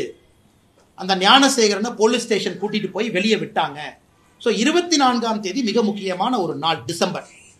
அந்த 24ஆம் தேதி காலையில இந்த கோட்டூர் சண்முகத்துக்கு வந்த முதல் காலே மா சுப்பிரமணியம் அவருடைய பிஏ துளசின்னு ஒருத்தர் இருக்கார், அவர் தான் கோட்டூர் சண்முகத்துக்கு பண்ண முதல் கால். அதன் பிறகு நிறைய விஷயங்கள் நடக்குது. சாயந்தரம் கோட்டூர் சண்முகமும் மா சுப்பிரமணியம் நேரடியா பேசுறாங்க. இன்னைக்கு மா சுப்பிரமணியம் அவர்கள் சொல்லக்கூடிய கருத்தும் மிக மிக தவறு. அவங்க ஒரு போலீஸ் ஸ்டேஷனுக்கு அக்யூஸ்டு போகும் பொழுது மேனிபுலேட் பண்றாங்க. உதாரணத்திற்கு ஞானசேகரன் போலீஸ் ஸ்டேஷன்ல இருந்து வெளியே வர்றார் டிசம்பர் 24, 8:32 மணிக்கு சாயந்தரம். ஏற்கனவே சொன்னதுதான், மா சுப்பிரமணியம் கோட்டூர் சுப்பிரமணியம் அவங்ககிட்ட பேசுறாங்க, கோட்டூர் சண்முகத்துக்கிட்ட. கோட்டூர் சண்முகம் அந்த கால் முடிச்ச உடனே பேசுற அடுத்த காலே அண்ணா யூனிவர்சிட்டி பிஆர்ஓ நடராஜன். 8:32 கோட்டூர் சண்முகம் மா சுப்பிரமணியம் பேசுறாங்க சாயந்தரம். அடுத்த கால் 8:33 கோட்டூர் சண்முகமும் அண்ணா யூனிவர்சிட்டி முன்னாள் பிஆர்ஓ நடராஜன் பேசுறாங்க. 8:34 கோட்டூர் சண்முகமும் ஞானசேகரனும் பேசுறாங்க. அதனால இதெல்லாம் தயாரா இருக்கு. இன்னாரும் என்ன நடத்திருக்கணும்னா, அந்த எஸ்ஐடி என்னைய சம்மன் பண்ணிருக்கணும். இந்த ஸ்பெஷல் இன்வெஸ்டிகேஷன் டீம் 3 அதிகாரிகள் அவங்க என்ன பண்ணிருக்காங்கன்னா, ஒரு பொதுமக்கள் ஒரு இன்ஃபர்மேஷனை கொடுக்குறோம், ஏன் நீங்க லேட்டா கொடுத்தீங்க அண்ணா, நான் நல்லா புரிஞ்சுக்கணும், இந்த பர்டிகுலர் கேஸ்ல சார்ஜ் ஷீட் உங்களுக்கும் தெரியாது எனக்கும் தெரியாது, இது வந்து க்ளோஸ் சார்ஜ் ஷீட். கோர்ட்ல நடக்கக்கூடிய ட்ரையல் உங்களுக்கும் தெரியாது எனக்கும் தெரியாது. தீர்ப்பு வந்த பிறகுதான் இந்த பர்டிகுலர் சென்சிட்டிவ் கேஸ், எஃப்ஐஆரே மறைக்கப்பட வேண்டிய கேஸ், எஃப்ஐஆரே ஓபனா கொடுக்க முடியாது. தீர்ப்பு வந்த பிறகு 2 சைடுனுடைய லாயர்ஸ் என்ன சொல்றாங்களோ அதை வச்சுதான் நமக்கு தெரியும், ஓ என்ன எவிடன்ஸ் வைக்கிறாங்க என்ன எவிடன்ஸ் வைக்கல. இன்னைக்கு வரைக்கும் சார்ஜ் ஷீட் என் கையில கிடையாது. கோர்ட்டினுடைய ஜட்ஜ்மெண்ட் காப்பி பப்ளிக் டாக்குமெண்ட் ஆயிருக்கா, இன்னைக்கு வரைக்கும் இல்லை. எதற்காக திரும்ப திரும்ப சொல்றேன்னா, அந்த சென்சிட்டிவ் கேஸ்ல என்ன வச்சிருக்காங்கிற எவிடன்ஸ் இல்லாம 2 லாயர்ஸும் பேசுவதை வைத்து ஓ இதெல்லாம் விட்டுட்டாங்க, அப்ப அவங்க எல்லாம் விசாரிக்கலையா, அப்ப 24ஆம் தேதி எதற்காக நம்ம கிட்ட இருக்கிற ரெக்கார்டை படி ஞானசேகரனை கைது பண்ணீங்க, ஏன் விட்டீங்க, மா சுப்பிரமணியம் அமைச்சர் ஏன் சம்மன் பண்ணல, அமைச்சர்கிட்ட ஏன் கேள்வி கேட்கல, கோட்டூர் சண்முகத்தை ஏன் சம்மன் பண்ணல. 2 போலீஸ் ஆபீசர்ஸ் நான் ஏற்கனவே சொல்லியிருந்தேன். ஒரு போலீஸ் ஆபீசர் பாத்தீங்கன்னா sub inspector Guindy law and order Gunasekar Kannan. இந்த குணசேகர் கண்ணன் பாத்தீங்கன்னா, ஞானசேகரன் 23ஆம் தேதி அண்ணா யூனிவர்சிட்டியில் அந்த பாலியல் சம்பவம் நடந்த பிறகு ஞானசேகரன் பேசுற முதல் காலே இந்த sub inspector Guindy law and order Gunasekar Kannan. அப்ப சம்மன் பண்ணி விசாரிக்கணுமா இல்லையா, விசாரிக்கல எஸ்ஐடி. அதே போல அந்த குணசேகரன் கண்ணன் கிட்ட மறுபடியும் 2 முறை அன்னைக்கு நைட்டு பேசியிருக்கான். இதெல்லாம் நியாயமாக நீங்களும் நானும் கேட்கக்கூடிய கேள்விகள். அதை எஸ்ஐடியோ அரசோ பதில் சொல்லணும். சம்பவம் முடிந்த பிறகு போனை ஆன் பண்ண பிறகு ஃபர்ஸ்ட் கால் எதுக்கு சப் இன்ஸ்பெக்டர் பண்றேன். அதே போல 24ஆம் தேதி போலீஸ் ஸ்டேஷனுக்கு போகும் பொழுது அப்போ ஒரு சப் இன்ஸ்பெக்டர் கோட்டூர்புரத்தினுடைய சப் இன்ஸ்பெக்டர் கோவர்தன், கோட்டூர்புரத்தினுடைய சப் இன்ஸ்பெக்டர் கோவர்தன் தொடர்ச்சியாக 24ஆம் தேதி அந்த ஸ்டேஷனுடைய சப் இன்ஸ்பெக்டர் கோட்டூர் சண்முகத்துக்கிட்ட எதுக்கு பேசணும், 25ஆம் தேதி ஏன் பேசணும். அன்னைக்கு நான் சப் இன்ஸ்பெக்டரோட பேர் சொல்ல நீங்க சொல்றேங்கண்ணா. Gunasekaran Kannan is one sub inspector, கோட்டூர்புரத்தினுடைய sub inspector Govardhan is another sub inspector. இது நியாயமான கேள்விகள் தானே, இது எஸ்ஐடி பதில் சொல்லணும். அன்னைக்கு மா சுப்பிரமணியம் அவர்கள் நான் சும்மா பேசினங்கிறார். இந்த சம்பவம் முடிந்து அடுத்த 5 நாள் பேசவே இல்லை. 24ஆம் தேதி மட்டும்தான் கோட்டூர் சண்முகத்திட்ட பேசுறாரு. ஹெல்த் மினிஸ்டரா இருக்காரு, எதுக்கு பேசுறாரு, வெளியே வந்த பிறகு எதுக்கு பேசுறாரு. 24ஆம் தேதி காலையில் அவர் பிஏ துளசி கோட்டூர் சண்முகத்தில் எதுக்கு பேசணும். நம்ம எல்லாத்துக்குமே 25ஆம் தேதி தான் தெரியும் நான் சம்பவம் நடந்திருக்கு. 24ஆம் தேதி போலீஸ் அவங்களை பிக் பண்ணும் பொழுது எதற்காக இவ்வளவு உரையாடல் நடக்கணும். இதைத்தான் தொடர்ச்சியா வைக்கிறோம். இன்னைக்கு அண்ணா யூனிவர்சிட்டி முன்னாள் பிஆர் நடராஜன் சொல்றாரு, இல்ல எங்க அண்ணன் இறந்ததுக்காக பேசுனாங்கன்னா அது ஏத்துக்கவே முடியாது. அண்ணன் இறந்திருக்கலாம், ஆனா பேட்டர்ன் ஆஃப் கால்ஸ், அண்ணா யூனிவர்சிட்டியில் அவருக்கு இருக்கக்கூடிய ஆளுமை, வெளியே வந்த பிறகு கூட அண்ணா யூனிவர்சிட்டியினுடைய கேட் கண்ட்ரோல் அதெல்லாம் கோர்ட்டுக்கு அவர் போகட்டும். கோர்ட்ல கேள்வி. இன்னைக்கு நிலைமை எப்படி ஆகி போச்சுனாங்கன்னா, பல விஷயங்கள் இன்னைக்கு இவங்க டிஃபமேஷன் சூட் போட்ட பிறகுதான் கோர்ட்டுல கேள்வி மூலமாக வெளியே கொண்டு வர வேண்டிய கடமை நமக்கு இருக்கு. அதனால நான் வரவேற்கிறேங்கன்னா, இன்னைக்கு அதே நேரத்தில் அந்த சகோதரி அண்ணா யூனிவர்சிட்டி சகோதரியினுடைய லாயர் அவரை கண்டுபிடித்து எங்கிட்ட இருக்கக்கூடிய டாக்குமெண்ட்லாம் அவர்கிட்ட கொடுத்து அவர் அப்பீல் போக சொல்றதுக்கான வேலைகளையும் நான் இறங்கி இருக்கிறேன். அதாவது அண்ணா யூனிவர்சிட்டி இந்த பாலியல் குற்றத்துல விக்டிமாக இருக்கக்கூடிய சகோதரியினுடைய லாயர் அவர் சொன்னார், எனக்கும் சமாதானம் இல்லை, நான் அடுத்து போகணும் அப்படின்னு. அதனால நம்மகிட்ட இருக்கக்கூடிய எவிடன்ஸ் எல்லாம் கொடுத்து நீங்க போங்க, இதை வச்சு இன்னும் போங்க, வேற சிபிஐ கேளுங்க. சிபிஐ முழுதாக இதை செக் பண்ணட்டும், யாரையாச்சும் விட்டுருக்காங்களா, கோட்டை விட்டுருக்காங்களா. இன்னொன்னு நான் சொல்றேங்க, நான் இன்னைக்கு பத்திரிகை நண்பர்கள் சொல்றேன், நான் எஸ்ஐடியை சேலஞ்ச் பண்றேங்கண்ணா. நீங்க ஞானசேகரன் கைப்பற்றப்பட்ட மொபைல் போன்ல என்னை பொறுத்தவரை ஞானசேகரனுடைய மொபைல் போன்ல வேற வீடியோவும் இருந்துச்சு. அந்த விக்டிமை ட்ரேஸ் பண்றதுக்கு எஸ்ஐடி முயற்சி எடுக்கல. அந்த வீடியோல இருக்கக்கூடிய பெண்மணி யார் முயற்சி எடுக்கல. அவங்களா கேஸ் கொடுத்தா எடுத்துக்கலாம். ஒரு கேஸ் கொடுத்தாங்க, மே 14 ஒரு கேஸ் கொடுத்தாங்க, 2 கேஸ் கொடுத்தாங்க. இதை மட்டும் இன்வெஸ்டிகேட் பண்ணுவோம். ஞானசேகரனுடைய மொபைல் போன் தமிழ்நாட்டினுடைய ஃபொரன்சிக் லேபுக்கு போயிட்டு வந்த பிறகு அந்த போன்ல வேற வீடியோஸ் இருந்துச்சு. அப்ப எஸ்ஐடி முயற்சி எடுத்து அந்த பெண் யார் அப்படிங்கிற ட்ரேஸ் பண்ணி அவங்க கிட்ட கம்ப்ளைண்ட் வாங்க வேண்டிய பொறுப்பு எஸ்ஐடிக்கு இருக்கு. அதை செய்யல. அதனால எஸ்ஐடி என்னைய சம்மன் பண்ணிட்டு நான் பேசுறேன். I am ready. எப்படி சொன்னீங்க? எஸ்ஐடி அதிகாரி சம்மன் பண்ணிட்டு எஸ்ஐடி ஆஃபீஸுக்கு போறேன். இந்த அடிப்படையில் சொன்னேன். அந்த வீடியோவை ஏன் நீங்க ஃபாலோ அப் பண்ணி அவங்ககிட்ட ஒரு கம்ப்ளைண்ட் வாங்கல, அதையே மறைச்சிங்க. அதனால எஸ்ஐடி இந்த பிரச்சனையை பொறுத்தவரை கோர்ட்டை பொறுத்த வரைக்கும் கோர்ட்டுக்கிட்ட நீங்க கொடுக்குற எவிடன்ஸ் வச்சுதான் கோர்ட்டு பேசுவாங்க. கோர்ட்டுக்கு எல்லா எவிடன்ஸும் கொடுக்க மாட்டாங்க. கோர்ட்டுக்கிட்ட 24 சிடிஆர் கோர்ட்டுக்கு எப்படி தெரியுங்கன்னா, கோர்ட்டுக்கு எப்படி தெரியும் 24 ஞானசேகரனை கைது பண்ணி நைட்டு விட்டாங்கன்னு கோர்ட்டுக்கு எப்படி தெரியும்?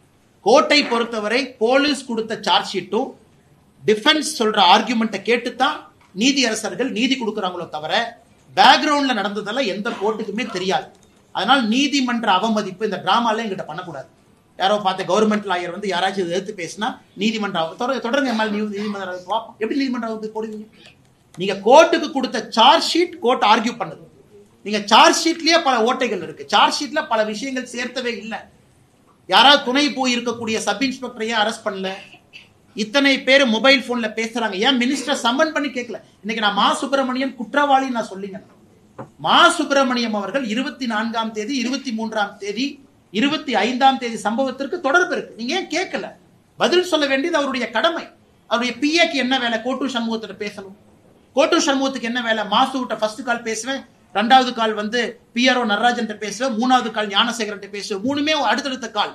இதையெல்லாம் நியாயமான அடிப்படையில் நாங்கள் கேட்கின்றோம். அதனால் நிச்சயமாக இந்த கேஸ் சிபிஐக்கு போகணும். சார்ஜ் ஷீட் எங்களுக்கு கிடைக்கல. இது ஒரு சீக்ரெட்டிவ் ப்ராசஸ். இது எஃப்ஐஆர் கூட சீக்ரெட்டா தான் வச்சிருந்தாங்க, லீக் ஆயிருச்சு. அதனால் தொடர்ந்து இந்த போராட்டம் இருக்கும். வேறு யாரு டிஃபமேஷன் சூட் போட்டாலும் தயவு செஞ்சு போடுங்க, அதெல்லாம் பார்த்துக்கலாம், ஒன்றும் பிரச்சனை இல்லை. அதனால அந்த பாதிக்கப்பட்ட சகோதரியினுடைய லாயர் அவங்க கிட்ட அந்த டாக்குமெண்ட்டை கொடுத்து அவர் அப்பீல் பண்ண சொல்றதுக்கான வேலைகள்ல தனிப்பட்ட முறையில் நான் இறங்கி இருக்கின்றேன்.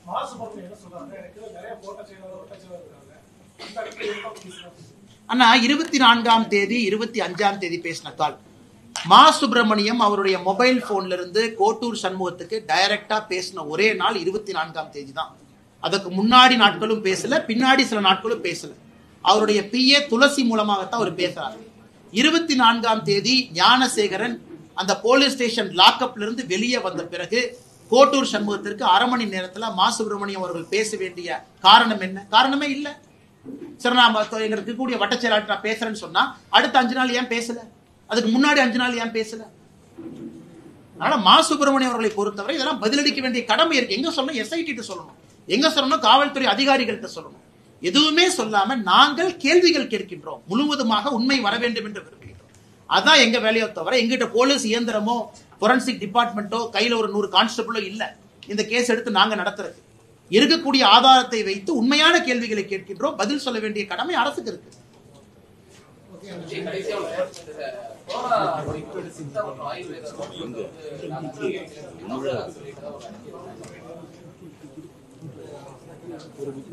அண்ணா எனக்கு தெரியாதுங்கண்ணா கேட்டு சொல்றேன். 4 கேள்விகள் சொல்லியிருக்கோம். ஆயுர்வேதா ரிப்போர்ட். தேங்க்யூ அண்ணா.